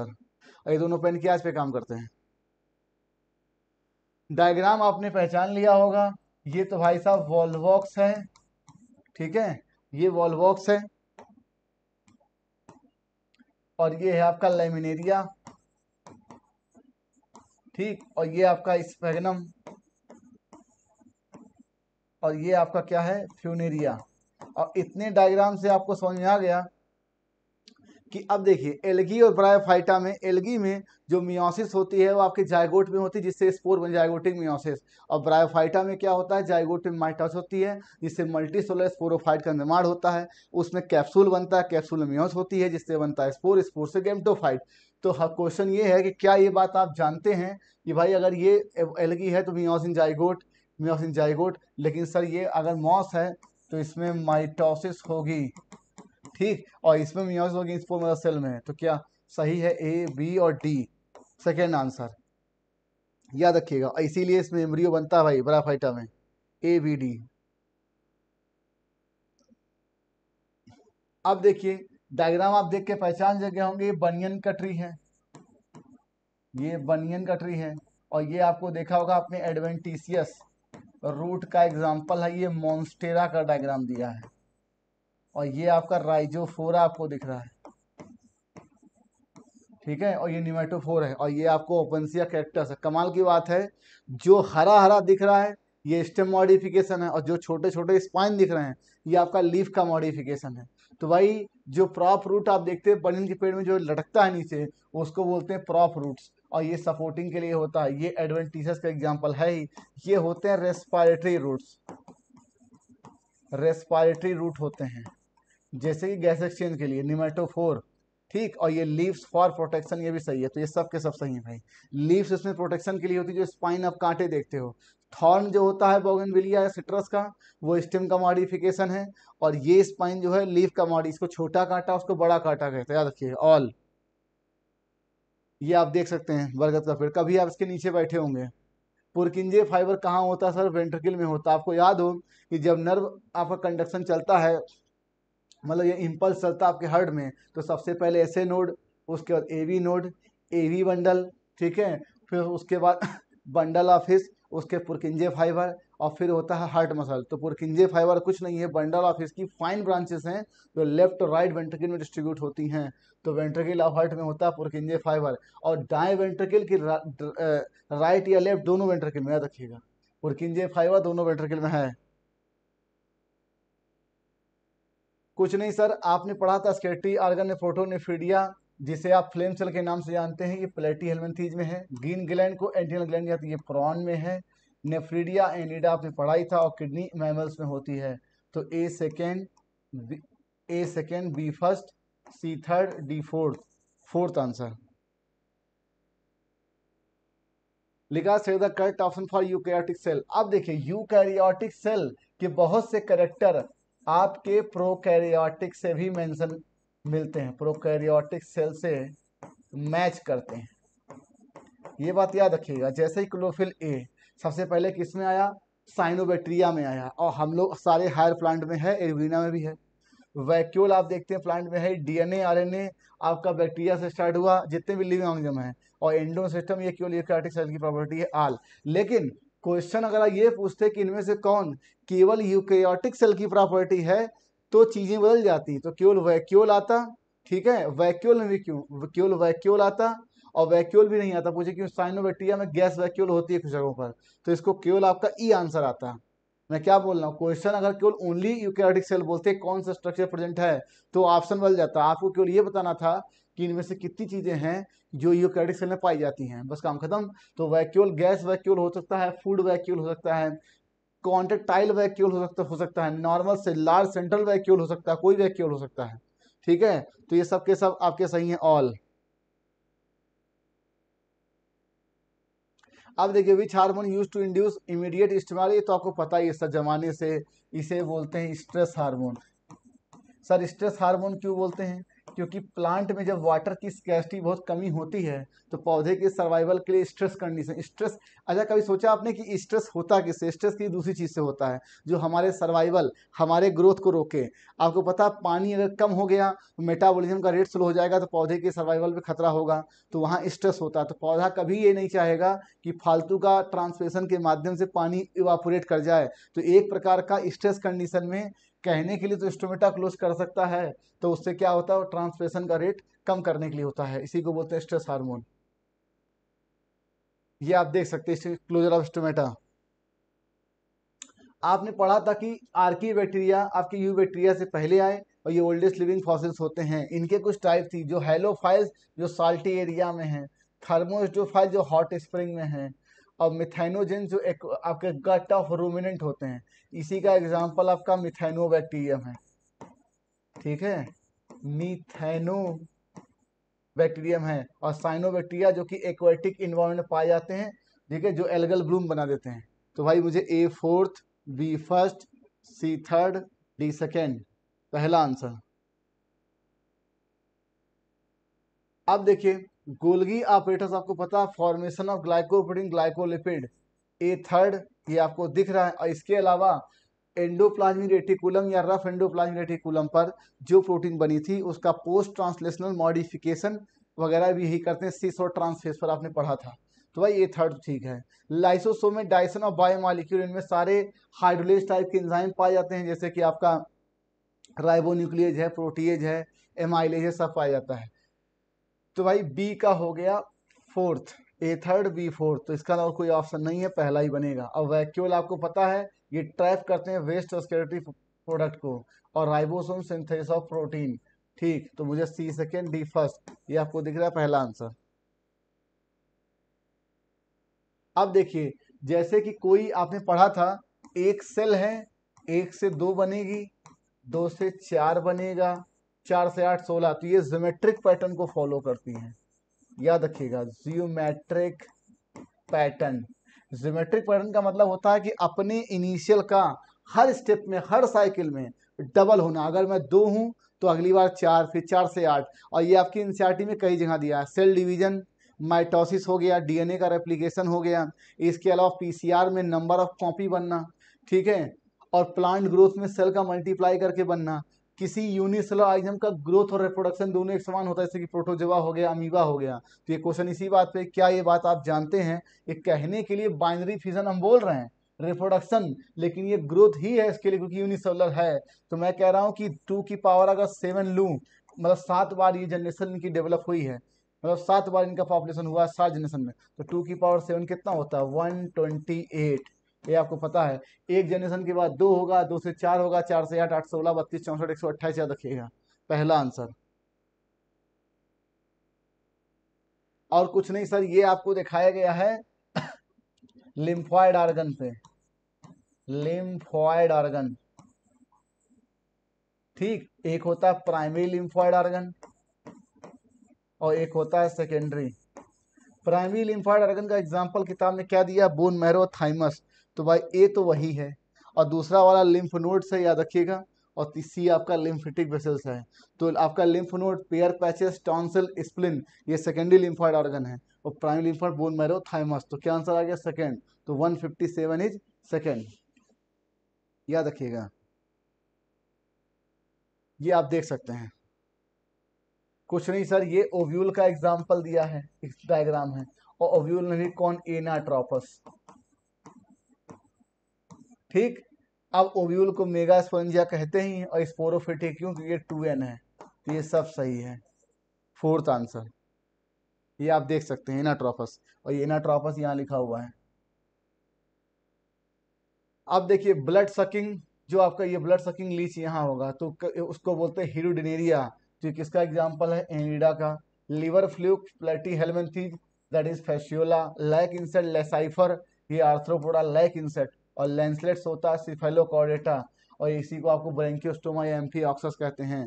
तो भाई मुझे A first, B second, C fourth, D third, third answer.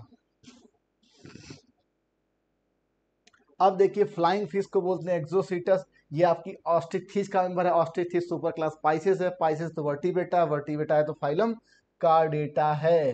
उसके बाद कटल फिश को सीपिया बोलते हैं, ये मोलस्का के एग्जांपल हैं। जेली फिश ऑरेलिया, ये सीलेंट्रेटा है। और सिल्वर फिश को बोलते हैं लेपिस्मा। याद कि नाम आप नोट कर लीजिए, सिल्वर फिश, लेपिस्मा, और ये आर्थ्रोपोडा है। आपने कभी देखा हो कि बहुत दिन तक किताबें अगर आप कहीं रख दो तो सफेद सफेद एक आपका देखिए कीड़ा घूमता है, उसी को सिल्वर फिश कहते हैं। ठीक है, तो मुझे A second, B fourth, C first, D third, second answer. अब देखिए, ये कहा गया था कि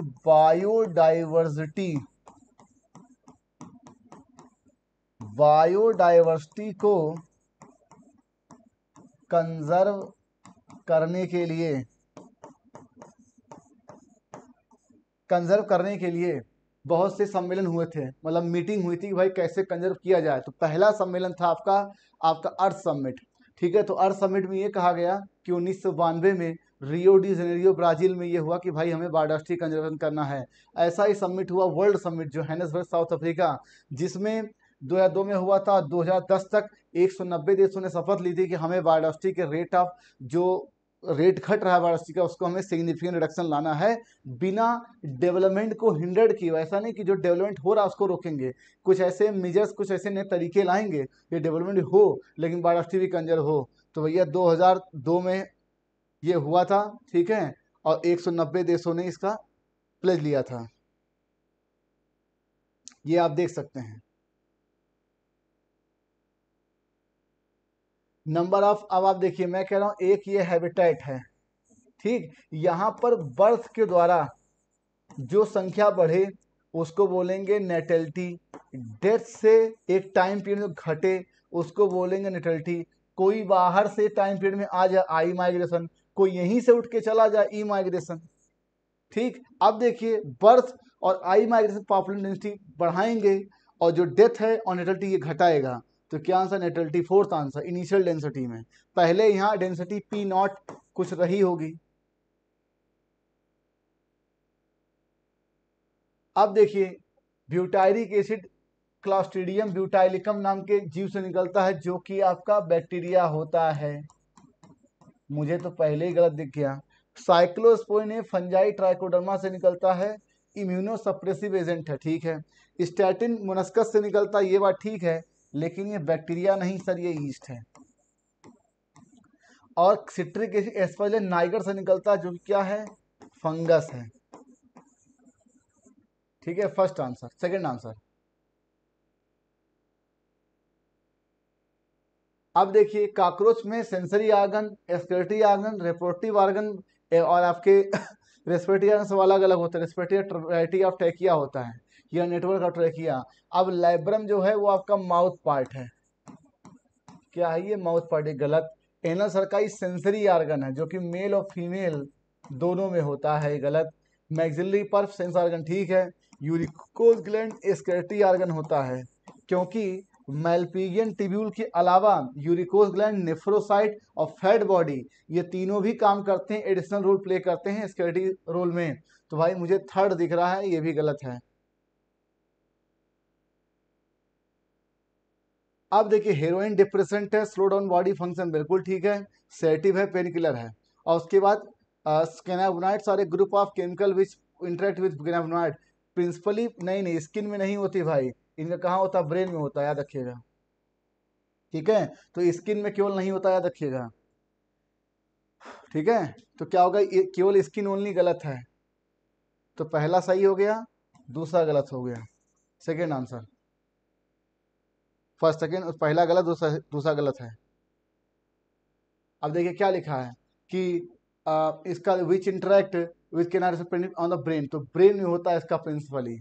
ठीक है, फिर लिखा पेलिकोसारस। आप अपने उस चार्ट को देखिए तो उससे पैलियोजिक एरा में एक पेलिकोसारस नाम का रेप्टाइल है जो कि एक्सटिंक्ट हुआ था, याद रखिएगा। पैलियोजिक एरा, थर्ड आंसर।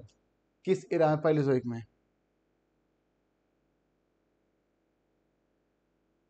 देखिए ध्यान से, अब कमाल की बात है, जो आपका पहले ये आपका देखिए पेलिकोसारस, जो पेलिकोसारस है ये एक्सटिंक्ट हुआ। अब ये एक्सटिंक्ट हुआ पर्मियन या कार्बोनिफेरस के बीच में। ये पीरियड है, कमाल की बात देखिए, ये पीरियड है, ये पीरियड है और ये भी पीरियड है। ठीक, लेकिन ये किसके पीरियड है? किसी एरा के, और इनका एरा होता है पैलियोजोइक। तो क्या ये बात आपको पता थी कि आपने सिर्फ डायग्राम देख लिया, लेकिन आपके दिमाग में होना चाहिए था कि पर्मियन और कार्बोनिफेरस के बीच में अगर ये एक्सटिंक्ट हुआ है तो ये पैलियोजोइक एरा में ही एक्सटिंक्ट हुआ होगा। अब देखिए in plant there are several reason why plant get demand along with respiratory organ. कहते हैं कि पौधे में बहुत से ऐसे रीजन होते हैं कि पौधे के पास कोई विशेष रेस्पिरेटरी ऑर्गन नहीं होता। पहला ये कि root stem and leaves respire rate for lower than animal do, मतलब जो रूट स्टेम लीव्स होते हैं इनका रेस्पिरेशन रेट बहुत कम होता है, ये ज्यादा ऑक्सीजन रेट नहीं करते। व्हेन सेल फोटोसिंथेसिस, अब देखिए आप रेस्पिरेशन करते क्यों हैं, ऑक्सीजन लेने के लिए। तो आपको पता पौधे के जितने पार्ट हरे हैं वहां वहां क्लोरोफिल होगा, तो वहां फोटोसिंथेसिस होगी, तो ऑक्सीजन तो पौधे के अंदर ही पैदा हो जा रही है। ठीक। फिर लिखा distance that gas must diffuse even in large, bulky plant is not great. कहते हैं कि बहुत लंबी दूरी पर ज्यादा बड़े अमाउंट पर गैस का डिफ्यूजन नहीं होता। ठीक है, the distance that gases must diffuse even in large bulky plants is not great, जो बड़े प्लांट होते हैं ज्यादा जरूरत नहीं होती। और each living cell in plants is located quite close to surface of plant. कहते हैं जितने लिविंग वाले पार्ट हैं वो ज्यादा सरफेस ऑफ प्लांट पे होते हैं। और याद देखिए जब पौधा चौड़ाई में बढ़ता है गर्थ में, तो गैस एक्सचेंज करने के लिए वुडी प्लांट्स में लेंटिसेल बन जाता है, तो वहां पर भी गैस एक्सचेंज समस्या नहीं आती। That is fourth. फिर लिखा इन विच कंट्री द हेडक्वार्टर। आपको पता है कि जब आप एनएमसी का सिलेबस देखेंगे तो उसमें रेड डेटा बुक दिया हुआ कोर्स में, रेड डेटा बुक, और इस बुक को निकालने पब्लिश करने वाली संस्था IUCN, international union for conservation nature natural resource, इन्होंने ही रेड डेटा बुक निकाला। इंडेंजर्ड स्पीसीज कौन कौन सी हैं, कौन क्रिटिकली इंडेंजर्ड हैं, इनके बारे में यही बताते हैं। इनका हेडक्वार्टर स्विट्जरलैंड में है। दैट इज थर्ड आंसर, ये एनएमसी के सिलेबस में है, याद रखिएगा। फिर लिखा कियाजमाटा, कुछ नहीं सर, आपको पता है कि जो आपका सेप्टोनिमल कॉम्प्लेक्स है उनके बीच का ये दो क्रोमोसोम के बीच वो डिसोल्यूशन होने लगता है, और जब डिसोल्यूशन होता है तो वो दोनों अलग होते हैं। जैसे अलग होते हैं तो स्ट्रक्चर बनता है एक सेप्ट कियाजमाटा, और ये कहाँ बनता है, डिप्लोटीन में, और इसका होता है टर्मिनाइजेशन कहाँ होता है, डाइकाइनेसिस में। ठीक, तो सेकेंड आंसर ये देखिएगा, tendency to recommend these except structure called chiasmata. अब देखिए local name would vary from place to place even within country. आप खुद ही देखिए कि हमारे ही देश में खिचड़ी का पर्व अलग अलग स्टेट्स में अलग अलग नाम है, कहीं पोंगल है, कहीं कुछ है, कहीं कुछ है। तो ये तो केवल खिचड़ी के पर्व की बात है जो कि एक पूरे स्टेट का होता है।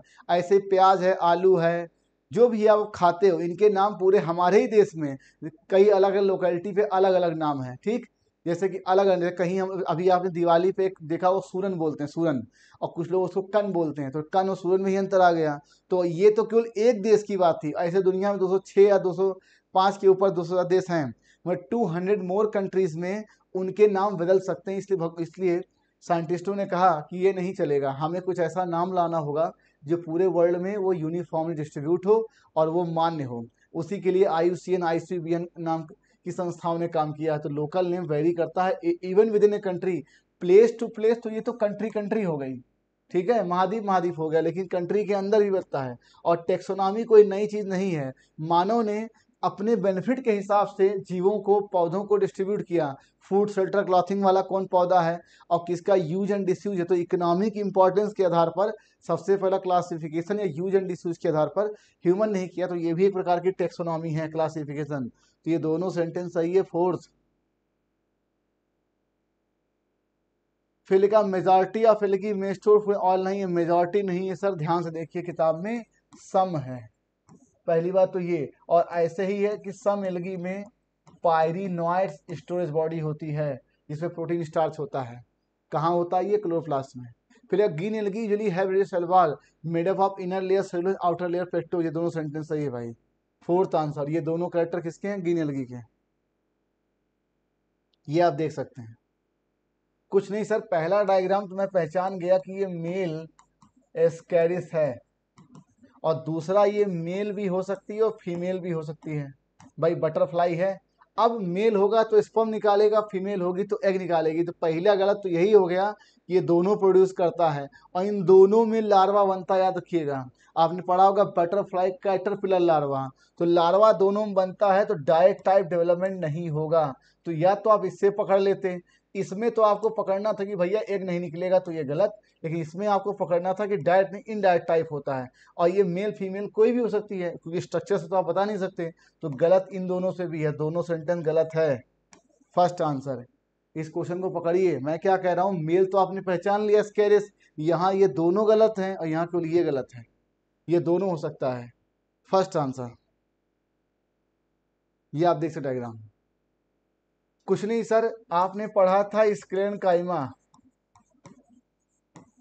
और उसकी दो टाइप थी। ये अगर स्फेरिकल होगी तो स्क्लेरेट, फाइबर होगा तो फाइबर, दोनों नॉन लिविंग होती है, तो लिविंग का तो चक्कर ही खत्म, गलत। फिर लिखा thick wall elongate and point cell generally occurring group in various part of plant, सही है, तो मुझे गलत और ये सही दिख रहा है, थर्ड आंसर। ठीक है, और ये आपने देखा होगा किताब में लिखा हुआ है, थर्ड आंसर, चक्कर ही खत्म, ये आप देख सकते हैं। अब देखिए, जीएन रामचंद्र हमारे देश के बायोफिजिशियन थे, जिन्होंने बायोफिजिक्स को एक सब्जेक्ट के रूप में उभार के लेकर के आए हमारे देश में, और इन्होंने फिजिक्स में अपना बीएससी किया था, याद रखिएगा, ध्यान से उनकी जीवनी को पढ़िए 1942 में, और इन्होंने पीएचडी कब प्राप्त की, 1949 में, यूनिवर्सिटी ऑफ कैम्ब्रिज। तो मुझे पहला गलत और दो सही दिख रहा है, ये बायोफिजिक्स पे इन्होंने काम किया था, तो पहला गलत है, इन्होंने फिजिक्स में एंगेजमेंट किया भाई। देखिए इन्होंने कि इन्होंने बीएससी ऑनर्स फिजिक्स में किया हुआ है। अब लिखा during oxidation within a cell the energy content respiratory substrate is not release free into a cell single step, ठीक है। If energy in respiration is release in single step then temperature increase that cause damage to cell, a single step energy release would cause a loss of most energy as heat. आपने कभी खाना बनाया हो, कोई gravy सब्जी या कुछ, तो अगर आप तेज आंच पे खाना बनाते हो, देखिए कभी कभी अगर आप रखे रहेंगे तो आपका खाना जल जाती है, जहाँ तेज आंच पे रोटी जल जाती है। तो ऐसे अनुभव करिए कि एक सेल में 13 एटीपी निकलने हैं, अगर वो एक ही स्टेप में एक ही बार में निकल जाएगी तो इतनी ज़्यादा एनर्जी एक बार में निकलेगी, सेल उसे होल्ड नहीं कर पाएगा और हीटिंग इफेक्ट हो जाएगा। तो क्या कोई सेल ऐसा करेगी कि अपना ही सर्वाइवल खत्म कर दे? एटीपी का निकलना सेल के लिए इंपॉर्टेंट था, क्योंकि मेटाबॉलिक प्रोसेस में एटीपी रिक्वायर्ड थी। तो हम कह रहे हैं हम कुछ अच्छा करने ज़्यादा अच्छा करने के चक्कर में अपना ही नुकसान कर दें, तो ये बड़ा सरासर बेवकूफ़ी है। इसलिए भगवान ने ऐसा अडाप्टेशन दिया कि भाई एटीपी बने, स्टेप बाय स्टेप आराम से बने। यहाँ तक कि ईटीएस में भी देखिए एक ही स्टेप पे नहीं बनता, तीन आपके पंप होते हैं ईटीएस में, जहाँ तीन साइटें होती हैं, जहाँ से एटीपी बनता है। और जो आपका NADH2 होता है वहाँ से इंटर करता है, जहाँ से आगे उसके तीन पंप होते हैं, इसलिए NADH2 से 3 एटी बनता है। और FADH2 जहाँ से इंटर करता है वहाँ से उसके आगे 2 पंप होते हैं, इसलिए आप देखिए उससे 3 से 2। तो आप ईटीएस में देखिए एक ही स्टेप में सारे एटीपी नहीं बन रहा, तो ये भगवान की एक सेल का अडाप्टेशन है कि भैया सेल में ही हीटिंग हो जाए। समझिए जैसे आपने देखा हो चलते हुए गाड़ी गर्म हो जाती है इंजन, तो कुछ देर के लिए गाड़ी को आप पानी डालते हैं या उसको रख देते हैं, बात को समझिए। कहते ज़्यादा देर टी में चलाओ गर्म होगा, कंप्यूटर में चलाओ, हर चीज़, कोई चीज़ में ज़्यादा एनर्जी एक एक झटके में आएगी तो नुकसान करेगा। तो a single step energy release would cause a loss of most energy as heat, के ज़्यादा हीट के रूप में इस्तेमाल नहीं होता। तो ये सही है भाई, करेक्ट एक्सप्लेनेशन है, फोर्थ आंसर। लिखा था सर रोजी, आपने पढ़ा था रोजी, ये क्या है? ट्रांसजेनिक काऊ है, ट्रांसजेनिक काऊ। इसमें मिलने वाली प्रोटीन का नाम अल्फा लैक्ट एल्ब्यूमिन, और ये किस ईयर में बनी थी? 1997 में। और कितना ग्राम इसका प्रोटीन का दाम था? अमाउंट 2.4 ग्राम पर लीटर। और ये जो नेचुरल मिल्क होता है मदर बच्चों को पिलाती है, उसके लगभग इक्विवेलेंट था, बैलेंस था। ट्रांसजेनिक काऊ ये बायोलॉजिकल प्रोडक्ट के लिए ट्रांसजेनिक एनिमल जो डेवलप किए थे उनकी लिस्ट में है ट्रांसजेनिक काऊ। ये आप देख सकते हैं ट्रांसजेनिक काऊ 2.4 ग्राम पर लीटर। आप देखिए वाइट टेलर मेड प्लांट्स, आपने अपने अनुभव से किया हो कि आप किसी टेलर के पास जाते तो क्या करता, जो कपड़ा आप उसे देते हैं उसमें काट छांट करके वो नया सूट बना देता है। अब आप कहोगे सर आपने कपड़ा उसको दे दिया, लेकिन जब आप देते तो कई जगह कटिंग शटिंग करके वो कपड़ा पैंट शर्ट बनाता है। तो आपने जो दिया उसमें कटिंग शटिंग हुई, लेकिन जो बन के आया वो एक बेटर चीज़ में, ताकि उसे हम पहन सके। तो ऐसे ही है, किसी पौधे के अंदर जीन में मैनिपुलेशन करना, अपनी कैरेक्टर को डालना, या अगर डिजायरेबल कैरेक्टर लाने के लिए जीन में मैनिपुलेशन करना, उसी का। तो द प्लांट दैट है जेनेटिकली मॉडिफाइड, जिसके कैरेक्टर को मॉडिफाई, जैसे BT cotton, flavour saver tomato, golden rice plant, याद रखिएगा, फर्स्ट आंसर। अब देखिए ये कहा गया कि जो एंडो पैरासाइट होते हैं हमारे शरीर में, वो आते हैं तो कहीं ना कहीं तो रहेंगे ही, जैसे कि उस तरह के आर्गन का जो नाम है वो लीवर, किडनी, लंग्स, आरबीसी। वैसे ही मलेरिया को आपने देखा ही था कि लीवर और आरबीसी उसका ही चलती है। तो ABCD that is fourth answer. Book में ये लाइन लिखी है कि जो अलग हमारी बॉडी के अलग अलग साइट्स पर ये पैरासाइट रह करके अपना लाइफ साइकिल पूरा करते हैं और सर्वाइव करते हैं। ABCD क्या आंसर आ गया? फोर्थ। अब देखिए द फॉलोइंग इज अ हेलुसिनोजन, क्या? कोकीन। और इसके अलावा तीन पौधे आपने पढ़ा होगा, धतुरा, एट्रोपिन दिया हुआ, याद रखिएगा, कोकीन, ठीक है, इसी को कोक कहते हैं, हेलुसिनिक होता है। और ओपियम और मॉर्फिन ये सेडेटिव है, पेन किलर है। और कैफीन जो है ये डाईयूरेटिक है। ऐसे केमिकल जो ज़्यादा यूरिन डिस्चार्ज करते हैं, जैसे कैफीन हो गया, और आपका चाय कॉफ़ी हो गया, एल्कोहल हो गया, डाईयूरेटिक। थर्ड आंसर कोकीन, ये देखिए लिखा हुआ। इसके अलावा एट्रोपा बेलाडोना, ये धतुरा, ये आपके क्या होते हैं, हेलुसिन होते हैं। लास्ट क्वेश्चन देखिए, with the following is mainly produce by the activity anaerobic bacteria on sewage. कुछ नहीं सर, यही आपकी मीथेन गैस होती है, ठीक है, मस्टर्ड गैस, ठीक है, और ये बायोगैस का पार्ट है, याद रखिएगा। और मार्स गैस क्यों कहते हैं, मार्सी एरिया में ये गैस निकलता है, इसीलिए मीथेन को मार्स गैस कहते हैं, याद रखिएगा, आपने केमिस्ट्री में पढ़ा होगा। फोर्थ आंसर मार्स गैस, ठीक है, मार्सी एरिया से निकलने वाले गैस को मार्स गैस कहते हैं, जिसमें मेनली मीथेन होता है। और एनोरो बैक्टीरिया आपने पढ़ा ही था कि बायोगैस का ये पार्ट था सीवेज का। Fourth answer. प्यारे बच्चों, सेशन यहाँ से खत्म हुआ। कमेंट बॉक्स में बताइए कि सेशन आपको कैसा लगा। मिलते हैं हम लोग अपने अगले सेशन, अगले पेपर के साथ। Thank you for watching the video. Bye bye.